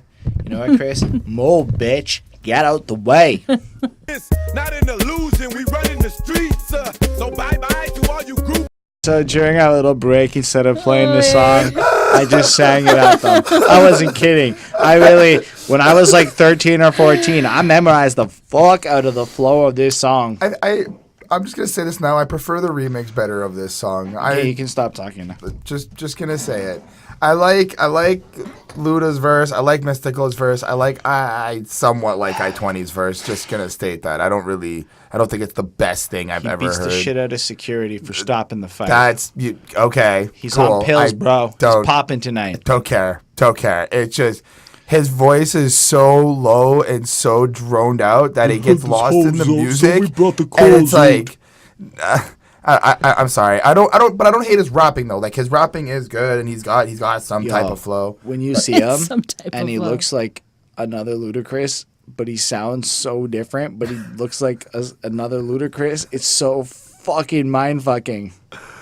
Oh yeah. Doesn't he? You expect him to be huge or something, right? Like just fucking a giant. No, I think isn't he darker than Ludacris? I know, but he's so tall, skinny, and lanky and shit.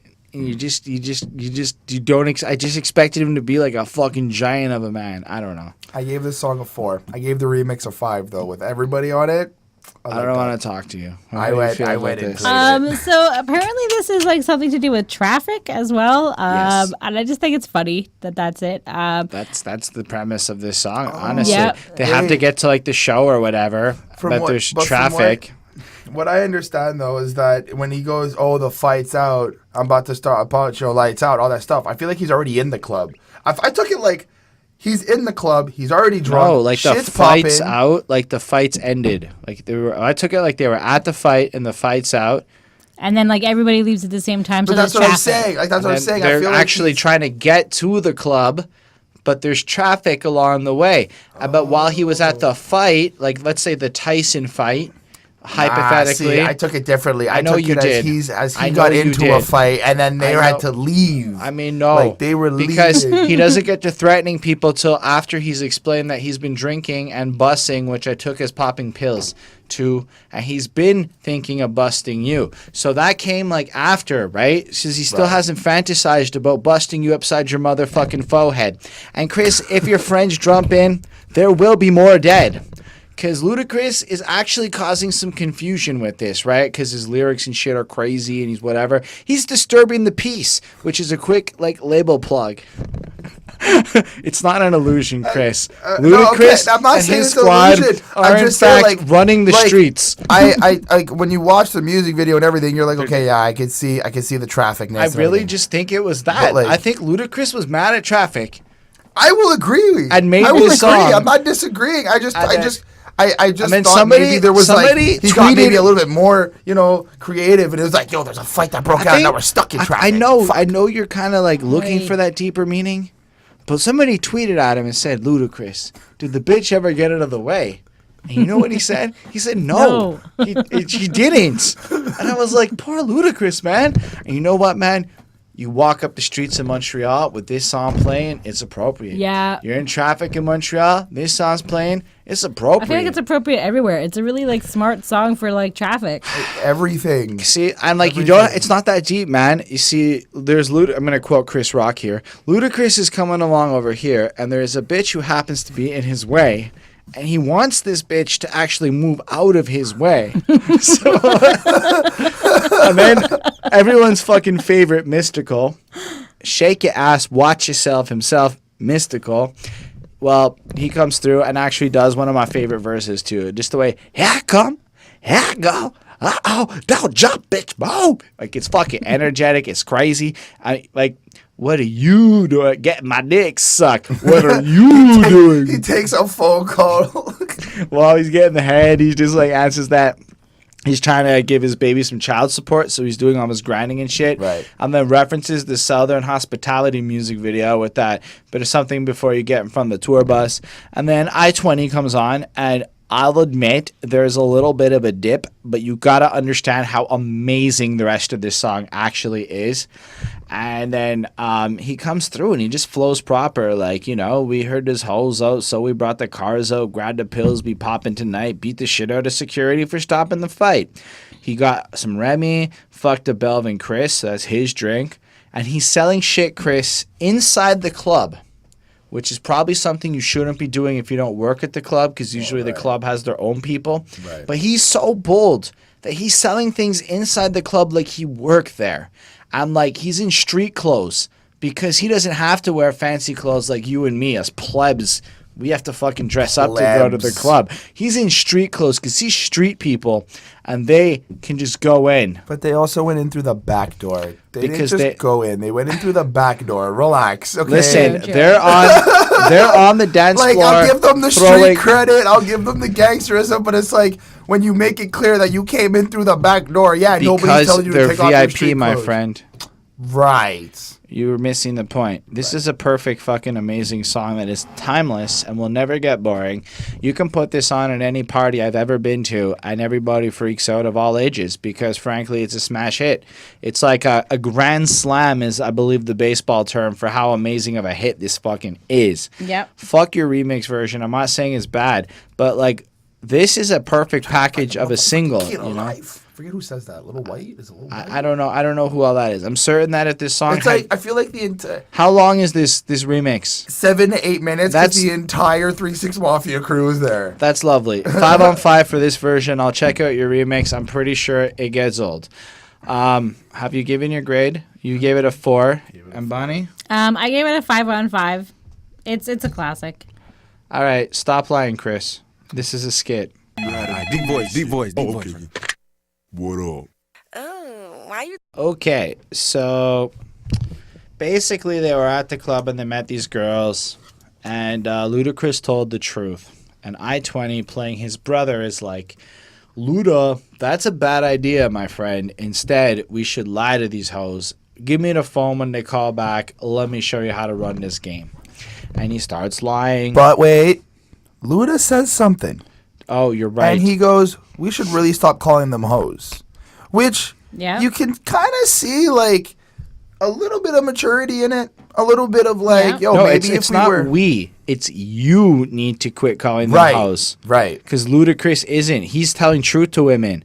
Right? Right. It's I-20 who's being the sleazy scumbag here, you're right? absolutely right. I know, I quoted this part. I just wanted to put that out. And then, hey, it's the rich girls, man. The Buckhead girls, yeah, second chance. Buckhead, like, whatever. I don't know what that means. Anyway, so they give him the phones, and he calls in, and he starts talking about, oh, we saw you blinging. And then Chris is all like, wait, you wearing my chain again? Blah, blah, blah, blah, blah. And it's funny, right? Because he Give wants... me back my clothes. And it's funny because you'd think that he'd want, like, the girls to come and just roll with it, but no, he's more caught up on the fact that his brother stole his chain.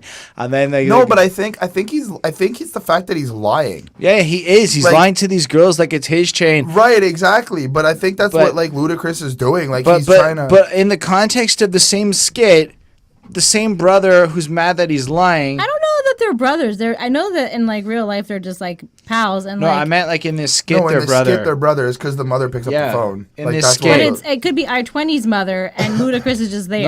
No, because Mama tell Thangy to stop wearing my shoes or whatever. Yeah, one of the things he says is that, at the very end, is tell him to stop wearing my chain and stop wearing your brother's chain. So the thing I found funny was when I-20 the car was turns like... out to be rented. Right. Whose car... The thing I found funny is when driveway? And the mom picks up. I-20 was like, like, bitch, this is my house. And then the mother starts dialing on the phone right away. And Like, that's happened before. Who's on my phone? Who's on my line? That's happened, unfortunately. You're trying to get a girl's attention. You're House pretending to phone. be a little bit older than you are. Your mom picks up the phone. Ma! And then you're like, uh-oh. And then... My mom wouldn't hang up until I hung up. It was so awkward. But yeah, and then... Hello? So all that to say, it's really funny, and we learned the value that lying to hoes is not a good way to get hoes. And it's eloquently done, and it actually has, like, this respectful, like, you must be honest with your hoes and treat them with respect. Anyway, 4.5 on 5. I enjoyed this skit a lot. Ludacris' sense of humor is really witty. I like it. Yeah, I was like dying. I was like literally in tears with this one. It was so funny. It just felt like such a real conversation between like these two, guys. And I wasn't, like I said, I wasn't sure whether they were pals or just like friends, or whether they were actually brothers. And like it was just funny. Like Luda tells him to like use like a deep voice, and the girl's like, "What's wrong with your voice?" or whatever. Like, why are you talking like that? Like it's very funny. He's like trying to like impress her with like his dark, like really deep voice, and then She's just like, you sound ridiculous, basically. Just like the whole thing was very, very funny and like very real. And I appreciated this like little honest like snippet kind of into like their lives, even though it's like a skit. I gave it a 5 on 5. I agree with you. And what did you give it? Or no, I didn't give it a 5 on 5, but I agree with your 5. Okay. I gave it a 4. I don't agree with Chris's 4 though. But you know what? If it was yesterday, it would be very appropriate to be saying it's Saturday, sticky, icky, icky.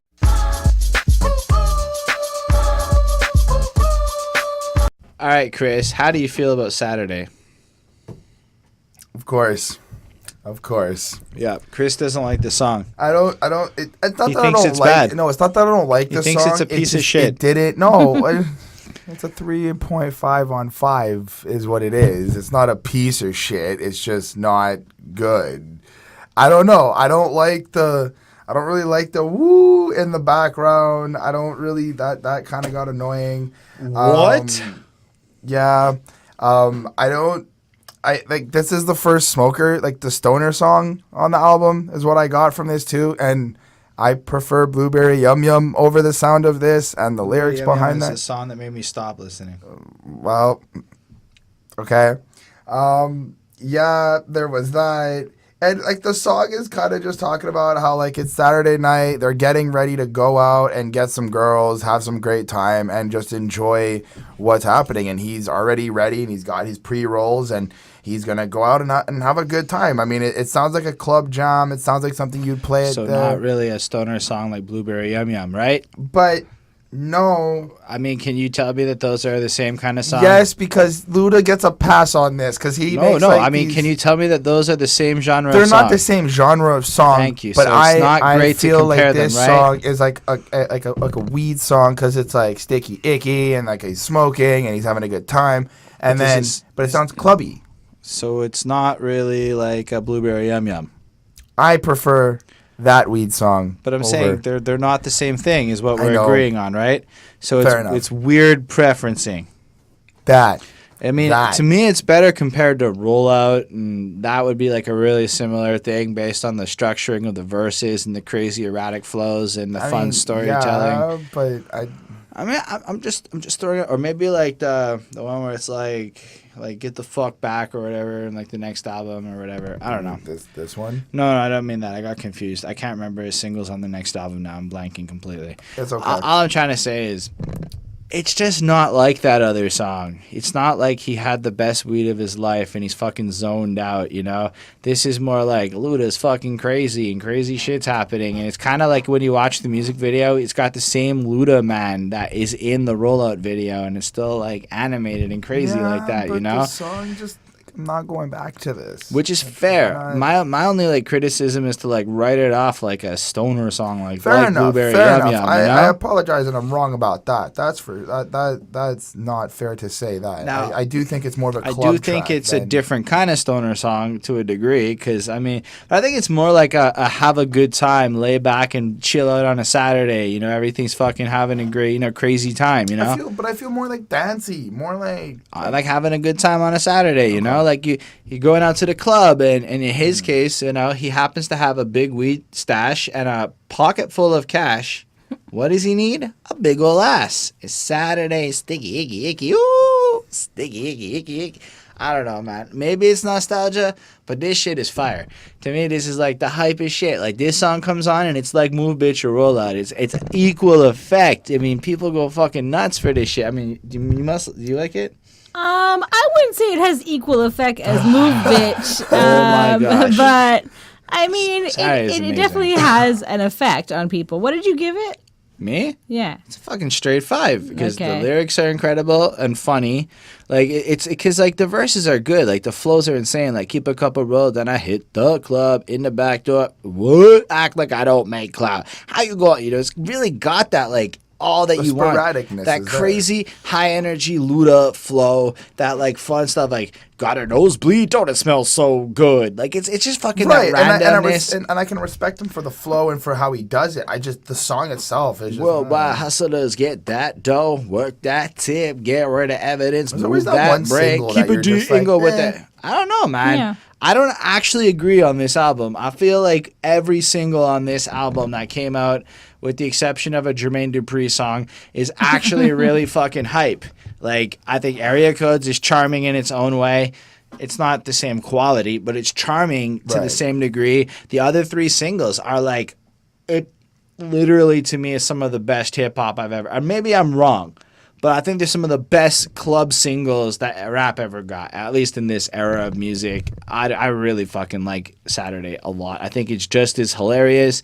It's got just as much effort, and because it's fun. It's got like this crazy cool, because it comes up with this like quirky flow and rhyme scheme and then does it over each verse. And it's cool because like he manages to craft like his own unique templates. Nobody else has like the Saturday flow. Right. And nobody else has the Rollout flow. Maybe the Move Bitch flow is a little different. That's just a different type of song because that's about traffic. But like this one is just fucking hype. To me, this is that amazing, crazy, fun, flowy, fresh sound. And that, as much as you say it's annoying, imagine you're in the club, right? Everybody, the DJ drops it and you're all I can see how in the club it works. It's not my vibe. Or when you're in the car with a bunch of people, or like any circumstance where you're doing it with people and stuff. Like I could see how maybe you just haven't had a chance to truly enjoy the song. But like, it's a 5. That's what it is. It's an amazing song. I wish. All right. You don't agree? I only gave it a 4.5. So, I mean, like, it is a fun song. There's a lot going on with, like, the sound of this song, and, like, the sticky icky icky is so much Chickens fun. and shit. And then this is, like, it is sort of like a weed song. It is sort of like they make a lot of money. They do what they do. They're troublemaking. They're kind of like, that they're all involved in. They're smoking. They're growing weed.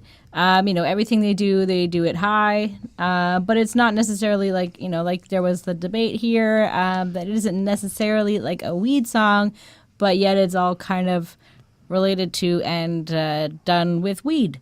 So, I give it a 4.5. It is enjoyable to listen to. Up until this point, though, it's not like we've heard Ludacris really being a heavy drinker, but we have heard him smoking pot all throughout this album. Yeah. So I just think that's kind of him a little bit more. Well, maybe you should just keep it on the hush. Night to ride it, they so excited and can't hide it. I'm trying to do my thing, but Get the classic romance of Ludacris. Like, beautiful lyrics. Like, really, the ladies out there, when they heard this, they swooned. They got a little bit of a splooshiness happening. Hard nipples, colder than icicles. Working it with my tongue. You can just tell me if it tickles. Right there. Poetry a la Max. Ludacris is the fucking best. I don't know. As a preacher at the beginning, talking about keeping it a hush, all biblical, from the book of Hush, all sorts of shit like that, And then it kicks in with the singing stuff. I guess it's Jazze Fa. Yeah. Keep it on the hush. Kind of almost making it sound gospel-y, like this is their version of OPP. Right. And then Ludacris comes in with lines like, I'm loving the way your legs go so far back. You're one of those flexible girls. I figure your daddy always said you would be one of the best in this world, but nevertheless in this world, I'm just a professional girl. I teach him a lesson, have him stressing and confessing to girls. How good it was, how good it could be if they just tried it. Well, let's translate this. So this girl was special, and her daddy thought she was an amazing person, etc., and whatever. And then Ludacris's dick is so magical that when he fucks her, she feels the need to tell her friends that they need to now try Ludacris's penis because it is beyond belief for how good it is. That would be what's going on here. And how good it could be if they just tried it, taking my double dosage, skip the daily dick diet. So I don't really understand that line. Does he have 2 penises? We're not really sure. It's like, but if you're not, like, it sounds like you don't do it every day, but you do it twice at once. Does it twice. Well, he does it twice in one day so that he can clear it up, and then he gets fucking Wednesday. I don't smash twice on Tuesday, get Wednesday off. Smash for twice. On Thursday, is that what he's saying? Off. That seems kind of weird. Anyway, and then you don't smash every day if you're married. Then he comes home and cover your mouth because your mama's there gripping the sheet. Anyway, fuck it. The whole song's about stay quiet when we fuck because we're doing it in situations and shit. Like, because my dick is magical. I'm Ludacris. I'm the best. And he spits his flow proper, and it's really great. It's really well done. I gave this song a 4.25. I really thought there was a lot to come back to because it isn't just your typical fucking song. I mean, it starts off with the preacher. It's all about keeping it on the hush, basically. Don't tell other people about Ludacris kind of being around and what he's doing. And it's just funny that he's writing the song about keeping it quiet. So he's obviously keeping it public at the same time. So be quiet in your mama's house. Like, you know, like he's kind of being naughty at, you know, at someone's house. And like cheating on your boyfriend with him, and keep that quiet. Keep it all on the DL. It sounds kind of like a sermon. It's fun to sing along to because it sounds kind of gospel-y and you want to clap along a little bit. It just kind of made me think that like he's like a sucker for sin and like for like kind of like bad good girls, I guess. So I gave it a 4.5 on 5. It's a catchy song to sing along with. And you, Chris? You give it a 2? I give it a 3.9. I like it. I think it's a good song for what it is and how he presented it. It's just, there's nothing that really. There's no Ty Dolla $ign. Yeah. Just I'm just trying to paraphrase my understanding of Chris in those moments. A 4 is something I'm gonna go back to, and a 3.9 is, to me, a 4 is like it's a good song, and like a 5 is more like a 5 is what I'm gonna abuse. Yeah. Like for me, a 5 is something I'm gonna listen to every single morning. Like I'm gonna kill just it to for like a add month. to that, you got to consider that most of the songs you abuse aren't 5s next year because you're not going to listen to them again, and that's just set of 5s. No, that's psychologically proven. So it can't be a 5 if you're just going to abuse it and cycle it out. No, you can like shake your head I go off. back to it. No, I go back to I'm it. telling you, most of the songs you abuse like that, of that, maybe let's say there's 10, there's only really 1 you're going to go back to. So that means for if that's your mechanism of giving 5s, sometimes you have to sleep on a song before it becomes a 5. There's so much, like, you should look into this, is all I'm trying to say. There's a lot of psychology behind why we like music that I find really fascinating, and it helps me shape my opinion on how I give grades. Psychology is interesting, you know? Just stuff to think about. Anyway, I don't know if we all gave grades here, but the word of mouth freestyle comes next. And they Thangs, then I put them on camera and cut 2 frames with some. So, word of mouth has this fucking insanely cool beatboxed beat. Like this, like, kind of feel to it. I don't even want to try it. It looks stupid, but like it sounds really great. And then I guess it's both Ludacris and 4 Eyes, which is a fucking cool name for somebody with glasses. I like that. 4 Eyes, you're fucking cool. And they're coming at it, and it's very freestyling. It's very fun. Lyrics I thought were super cool was because Tony Scissorhands is the barber, the butcher. I kill you, smoke a blunt, and forget where I put you. That was funny. Because he's fucking crazy. He's like, he kills you, but then he gets high, and he gets so blitzed that, like, he wakes up, and you just picture, because, you know, like, sometimes you might put something down and forget where it is. In this case, it's the fucking corpse. That's kind of fucking absurdity. I really enjoyed that. Or, you pricks is all talk, and it's bad for your health. See, I ain't got to say shit. Money speaks for itself. With all models I make, I'm great like 5 likes. You got rims on your trucks, man. I got rims on my skates. That's like, he's so wealthy, he's lavish enough to have his skates have fucking rims. It's fucking hype. I really enjoyed listening to this. There wasn't much else noteworthy for me to say on it. Honestly, they're both solid. 4.25. I agree. I think that it's in terms of it being a freestyle, they both display really good flow, really good technique, and how they place their words and how they're playing with it. I like when 4 Eyes said, I rip mean face 1 by 1 or 2 by 2. I'll take them however they come. Instead of a gun, I'll put out the stick from woodworking. The black hacksaw Jim Duggan stay lurking.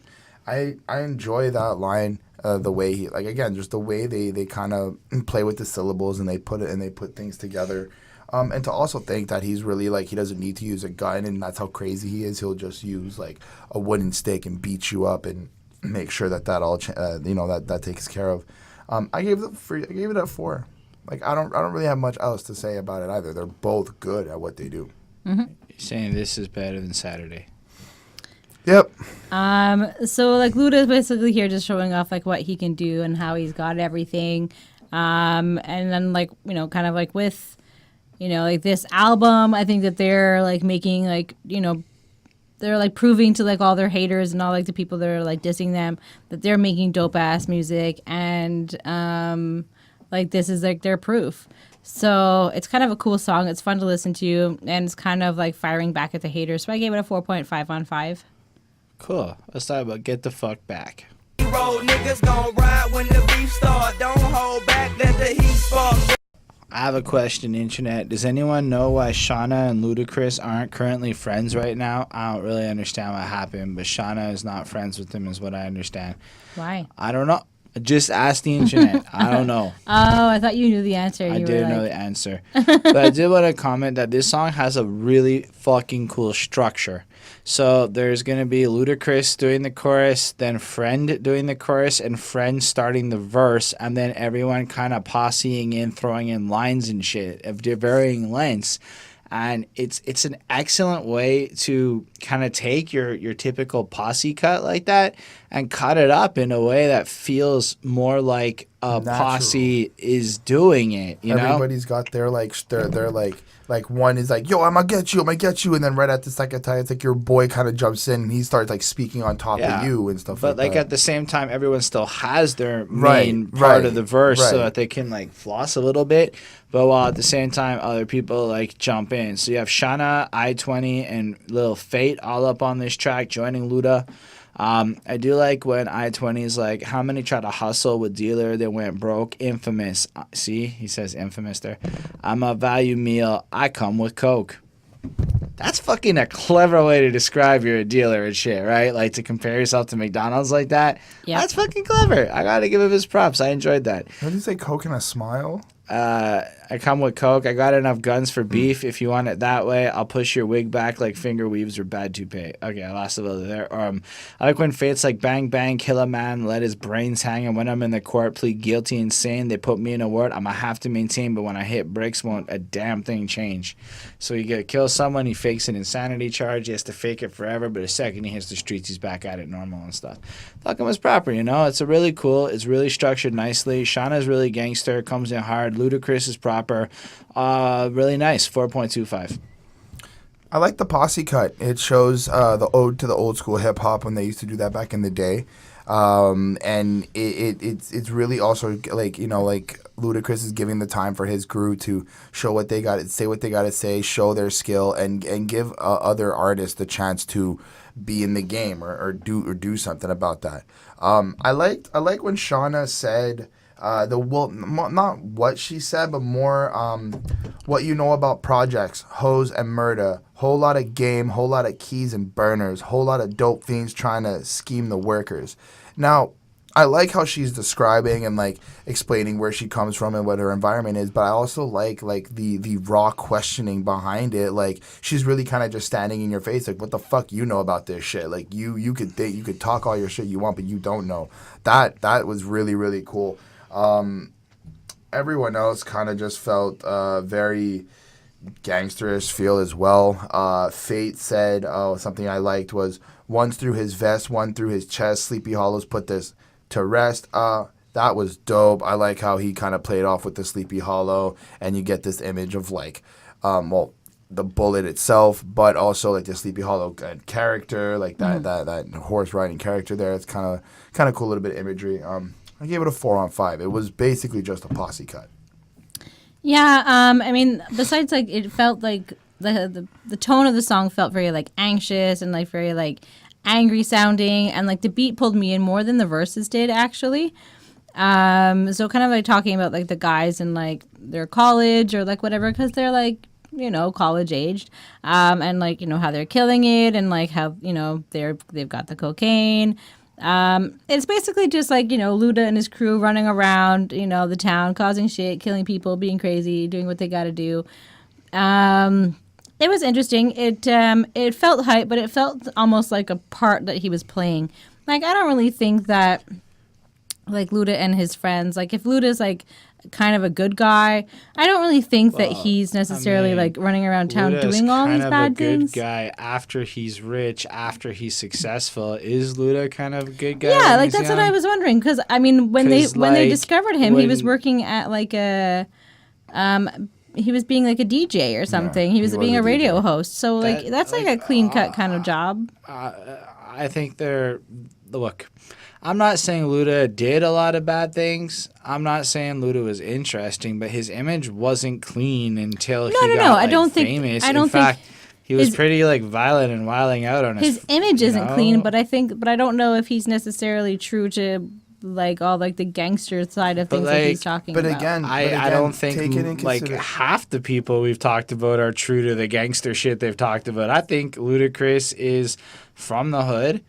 Yeah. I think he's Mm-hmm. describing some stuff. I think Luda used to throw them bows and wild out and get drunk. I'm not and- saying that he wasn't in, like, you know, And surrounded then by this, but I think think- that he wasn't necessarily a bad guy himself.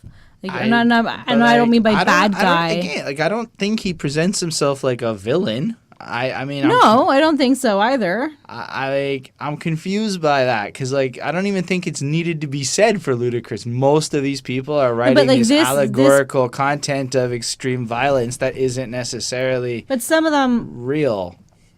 And when it is real, it's often other people's stories or the reporting on their surroundings and their environment. You know, like. I don't know. So few of them seem to be the bad guy, and I'm not. but most of them feel like they are what they're saying. In this case, I didn't get the feeling that Ludacris was legit. I feel, not what But you why? tell me. Why do you feel that? Because of like what he said, it didn't feel like it was like real. Like it felt like he was playing a part. It felt like more like a character, and that's fine. I think that that's cool, and it still was interesting. But I don't think that he's actually like going around town killing people. I just don't think most rappers No, I know, but are going around killing people. But it felt too much. But it I felt really too different think than all of his Ludacris other was songs. going around knocking fuckers out. I'm not even shocked a little bit if that's what Ludacris is doing. Because, like, this clean idea, I've never thought of Ludacris as clean or good. I've always thought of him as wild and fucking crazy. Well, I do think he's wild and crazy, but I don't think that he's like a necessarily like extremely violent person. Like it I don't seems know, like man. I he's. could picture him being But like he doesn't young want and people. drunk and, like, but then if he's somebody telling comes his up and- friend to like, oh, don't call them hoes. Don't. He's trying to be nice. He's a better guy. I mean, in the sense of it's bad for your success rate in getting laid. I don't know. Because, like... You let me know if you've ever been beat up by Ludacris. I mean, like... I can't wait for that one comment. Ludacris Hit me. Like on that Ludacris's plane. like big chorus on Southern Hospitality is when you get on the floor, throw your bows, like fucking smash people with your elbows. I'm not saying that he's not violent. I'm not saying that he doesn't punch people. I don't think what he said in this particular song about driving around town and killing people, I don't think he's killing 3 people in one night. I don't think it's legit. You know what I mean? Yeah. That's all I was saying. Jesus. Okay, can you just carry on? So yeah, the next track is Freaky Thangs. I'm ready to tap that, so back that. No wonder why you waking up swollen. I'm feeling you, Luda, smoking my boot. It sounded like a Spanish love song because of like the guitar that was featured. It made me think of that immediately. But it's like it's fast and like they're making like all these like weird voices over it, so it's kind of like interesting, like the way that they're doing this. And it still really works. It's really cool. And cut is like slang for sex in Atlanta apparently. And I like it when he goes like cut up. I thought that sounded cool. I really liked Ludacris's rhymes on this one. Twista is really solid. He had really fast rhymes. I liked his flow. I wasn't really sure, like, you know, at first when I went into this one if I was going to like it or not, but I really did. I can't hate anything about this one. So I gave it a 4.5 on 5. All right, and you? I like it. I didn't even notice that Twista was credited on Spotify. So when he came on and I heard his voice, I was like, oh, nice, Twista's here. Like, it was kind of a bit shocked. So that was cool. I I like when Twista said, now I got the feeling we can cut the hell out of each other, and I hope we be the same thing, freaks. We can get the mattress going, eat-er, handling business while I bang, skeet. I thought it was cool. Like, and they're setting up this whole, like, we want to be freaks in bed. We like to do some, like, weird stuff. I think he's saying, like, they want to actually cut each other while they're fucking. I think that's, like, what he's saying. It's not supposed to be no slang, so that's also, like, pretty crazy that you'd want to do that while you're trying to, have a good time. But that's pretty much the premise of the song, though. It's just Luda and Twista is giving out their, like, kind of freaky sexual fantasies that they kind of want to do and expressing how they're going to do that with these women. I like when Luda was like, bubbles is in the bathtub making you stutter from the body butters and back rubs is killing me thinking about the bottles that pop the models that swallow willingly up under my pillow staying strapped if it tickles in the middle. From Mr. Pickles, you try to escape, so give me the rope, and you're getting wrapped up. I just, like, that whole line there is just basically explaining, like, what he wants to do to you, and, well, to her, I guess.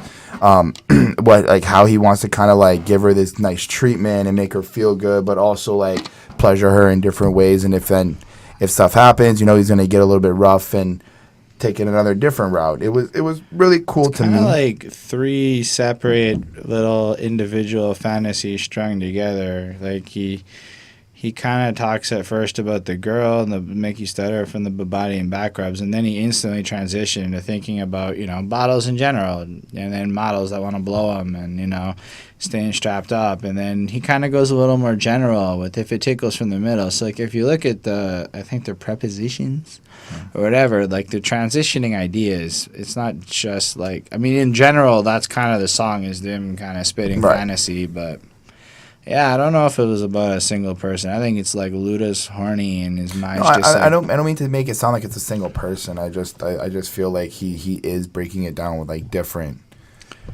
things. I felt like just maybe that little section because they kind of go to a back and forth. I mean, literally, I have it right in front of me. Like you just quoted it. Those it's like 3 separate ideas connected together. Okay. Well, I may have not caught that. Anyway. I gave this song a 4.5. I do enjoy like Twista, like his flows and the way he spits it. I'm into that fast rapping, so I might be a little bit biased on this track as well. Yeah, I mean, it starts off with this phase-on love kind of radio announcer type guy at the beginning, kind of introducing the song and a little bit of a ladies' cut or whatever, or kind of explaining the preface of it, and then it just goes in. And from what I understand, Ludacris spent a lot of time in Chicago, and that's why he doesn't have He actually grew up there. He was born there. He moved to Atlanta when he was 9. Okay. So that's part of why he doesn't have the same deep accent as everyone else does, per se. He's a little clearer. So I guess there's some connection to Chicago, making Twista want to do this track. That was at least my first thought. And yeah, it just kind of goes through, and they have some crazy flows. They bounce off well together. Luda is flexing more of his faster shit on this one, keeping up with Twista properly. Twista has like one flow, in my opinion, and he does the same flow on almost every song. Like almost the same flow, identically, with some little differences in it, but it's the same cadence, the same bullet point kind of styled flow, so it's cool. Anyway, I gave this a 4.5 on 5. I thought it was really nice. It was really fun to listen to. It was good, dynamic, and alive, Anyway, the next one is Cold Outside. Cutting them bodies and slabs and then go to somebody and brag. Gotta keep a straight face. Right, so this one is kind of deep, no? Like here we have Ludacris getting a little bit serious with us. Like he's kind of contextualizing some of his world a little bit. Like there's ain't no one to trust but him. He gets kind of like deep on the chorus as he's singing it. He's got to make sure that he can take care of his family, and it ain't no choice because it's cold outside. And it's interesting he's using these choice of words in Atlanta or whatever, right? Because it's fucking hot down there compared to like up here where it gets cold. But he's kind of describing the atmosphere and the way everyone feels and shit. And to my on the block, on the ground hustling, trying to sell some rocks, you hear the voices say it's cold outside. It puts the whole like fucking song in context. And then he really just fucking blitzes through this cool flow describing like stuff like, man, I can hear that wind blowing. You say it don't get cold in CP, which is his hood. Well, it's been snowing, even though some might disagree. When business still slowing, even if we subject to change, come out them diamonds and rings. And he goes on, or like, to talk about how, like, they'll get zoned on. They'll be putting bodies in bags. They'll be cutting them bodies on slabs to try to get somebody and brag. Got to keep a straight face, you know. And he proceeds to, like, describe how the system's kind of messed up and people are just kind of fake and whatnot. People are snorting hard lines, you know, a little bit losing themselves. And it's really, like, a little unexpected. Like, it really shows that Ludacris comes from that harsh fucking environment. Like, the way he's painting his picture, it may as well be, like, something Nas is spitting from that same kind of deep journalistic. Like, he's either lived some real shit or all of his friends have been around some real shit. But, like, you know, I get the feeling like he's really trying to take the opportunity to explain to those white people that are, like, listening to him, or maybe even just to say, like, hey, people in New York and people in Cali where you talk about your gangs and shit, like, where we're from, it's just as fucked up, and take us seriously, you know? Because, like, I think it's just kind of a plea to the world. Like, our existence is not as nice as it could be, you know? And he does deliver that message very clearly, I find. But Yeah. I also like to think that he's trying to also, again, like, give back to the community and want to help out. Like, when he goes, it's all about me buying some land you folks just don't understand. I feel like he's trying to make maybe, like, you know, buy more land to build houses or build, like, different community things to give back so that we don't have to, like, these communities can change for better. I don't know if that was so much about that. I think he was trying to say his, like, acquisition of wealth at that part of the song was about buying land so that he can have some really valuable shit, you know, give a house to his kids or whatever. Like, it's about, like, intelligent uses of money, whereas just, like, frivolously wasting it. But maybe.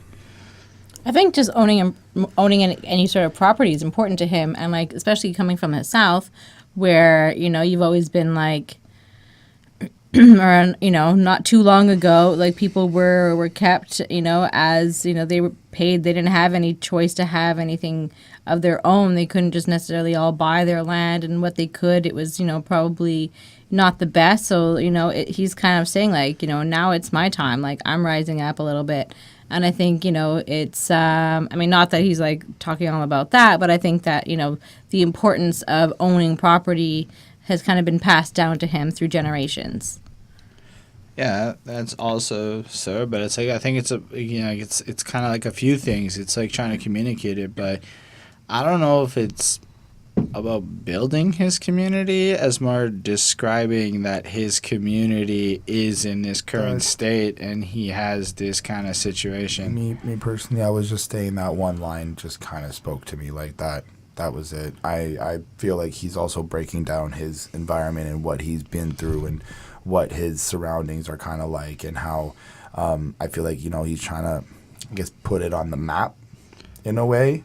Like, where he's from is not, it's not as, like you said, other rappers are saying, like, our hood is like this, our hood is like that. And he's saying, like, well, this is how our hood it is. It's kind of like you guys as well. Like, we have similarities, of course, but we have our differences. Overall, I give the song a 4 on 5. I think it was pretty good. I think it was just a little bit long, in my opinion. That was really it. I don't know, I give it a 5. I thought it was fucking proper. Like, I mean, it's kind of everything, you know, that you could want out of it. It's really intricately composed. The chorus might be a little lengthy, I guess, but it's really, like, cool to see him do that deep singy thing. Like, you really feel his soul and his, like, pain and his desire to, like, express the situation. I think it's one of the strongest and most interesting songs on the album. Yep. So, I mean, he's, you know, as you know, you already said, he basically just stays outside, and, you know, or the crime is, like, happening outside and it's cold out there, and, like, that's why he has to make it as a rapper. And you know, we talked about property, so that's fine, and he just needs to, like, make enough to, like, take care of himself and his family, and, like, that's his priorities, and that's pretty much it. I did find it was good, and it is like an interesting way to like tell his story. I did also find that it was a bit long and it was a bit repetitive for me because it is 6 minutes and 3 seconds. Sorry, I gave it a 4 on 5. That's fair. Anyway, the next one is Block Lockdown.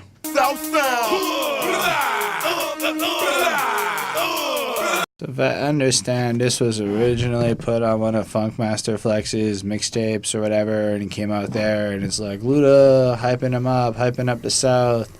He was, I guess, the champion of the South at the time. Like, Scarface had validated him as a proper Southern rapper, and here we are.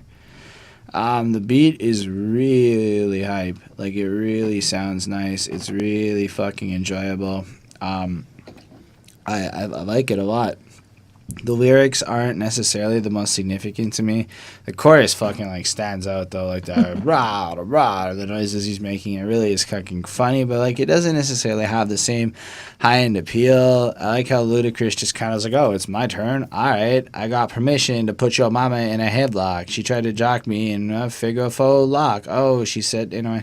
It kind of feels a little more like violent, amateur, like Ludacris gonna fuck you up. Like it's a little more on that aggressive side of shit. Like, but I feel like it's big part of down, like holding his block down, like he's protecting his area, he's protecting his corner, he's protecting his block. Like, yeah. So having that aggressive, in your face type energy is very appropriate.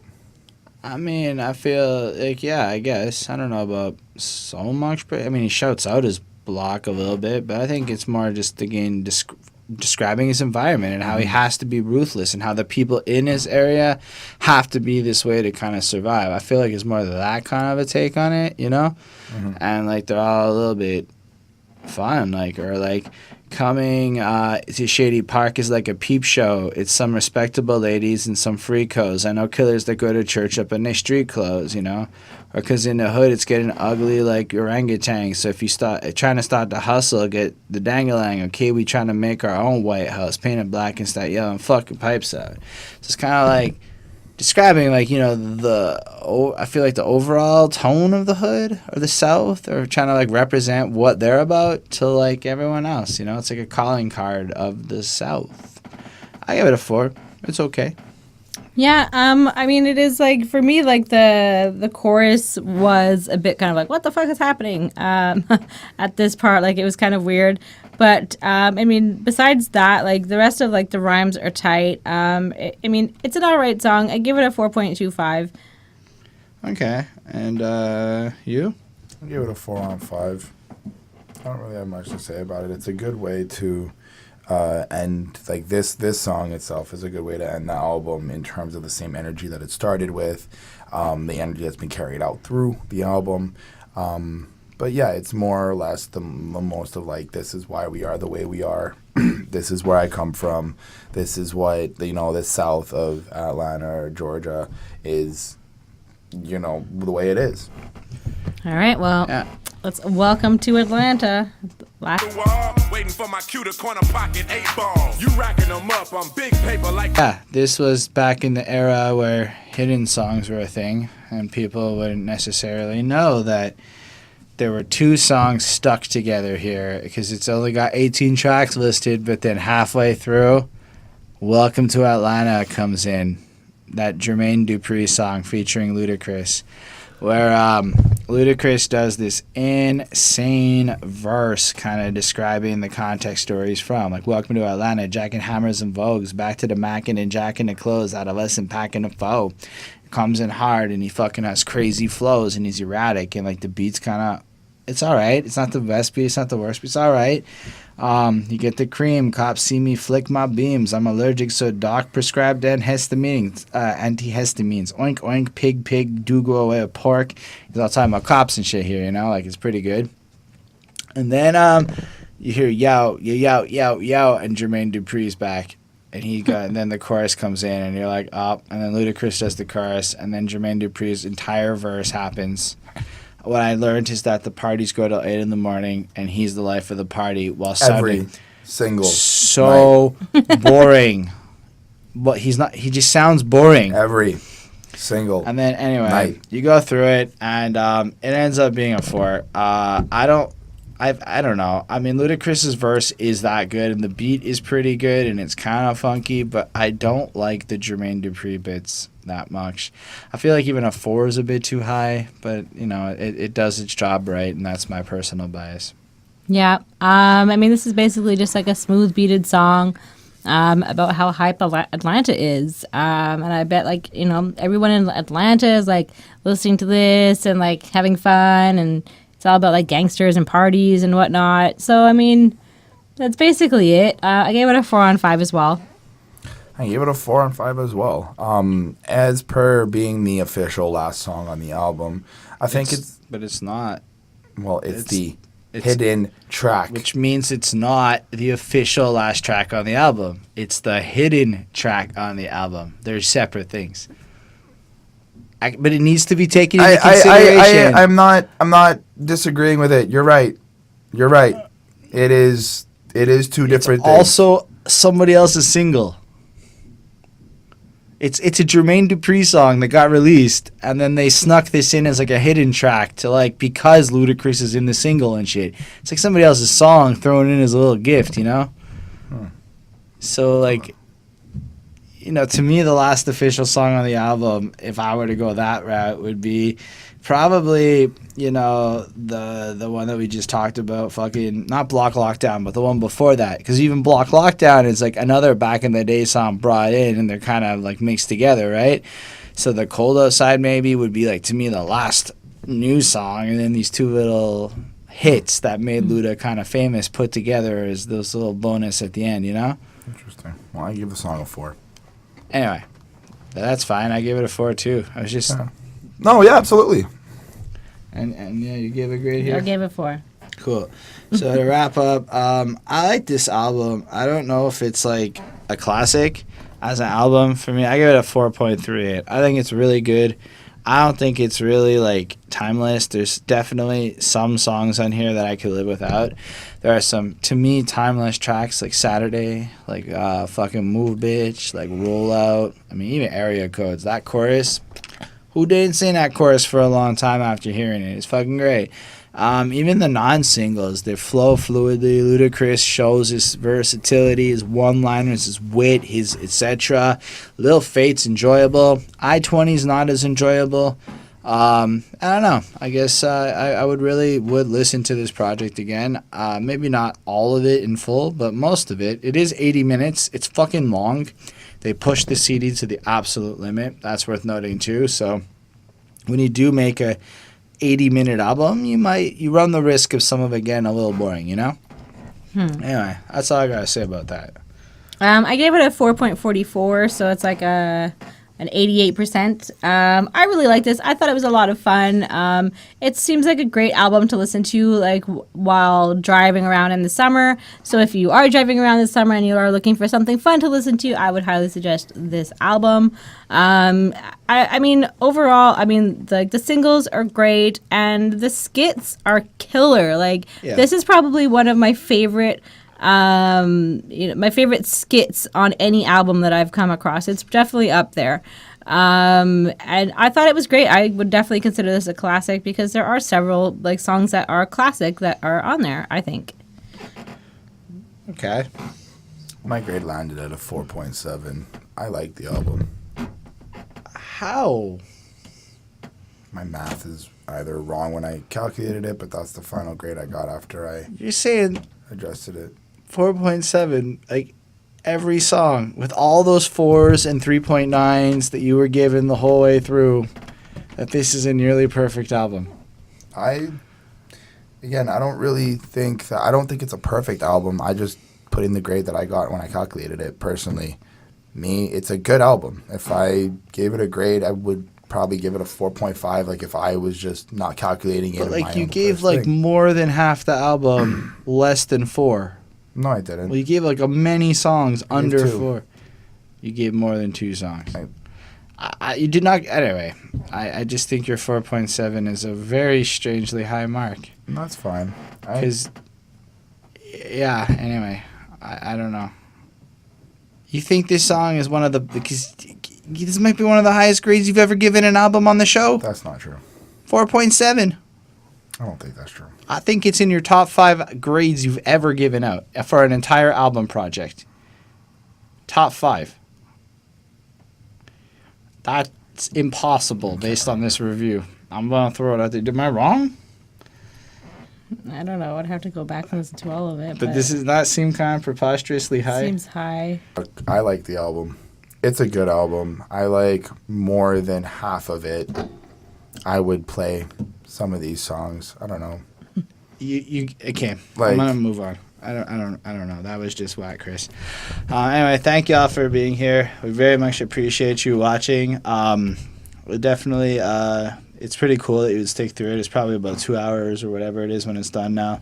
So yeah, thank you. I want to give some props to our patrons, Mozart, Lindell Williams, and Super Old School in 1994. If you want to get some early access to the content, join the request raffle, try and get one of your albums done quicker. That's something you might like to see us cover, and a couple other things will be really cool. You can check that out. And if you don't want to do that and you want to just, it's low effort, hit that subscribe button or the like or the comments below. And I do feel like a sellout every time I say that, but I do love the comment part. That part's super legit. I love reading them. I answer everybody. So yeah, you can let us know what you think, and then yeah, we'll come back next week with a whole other album. Have yourself a wonderful week. Bye, guys.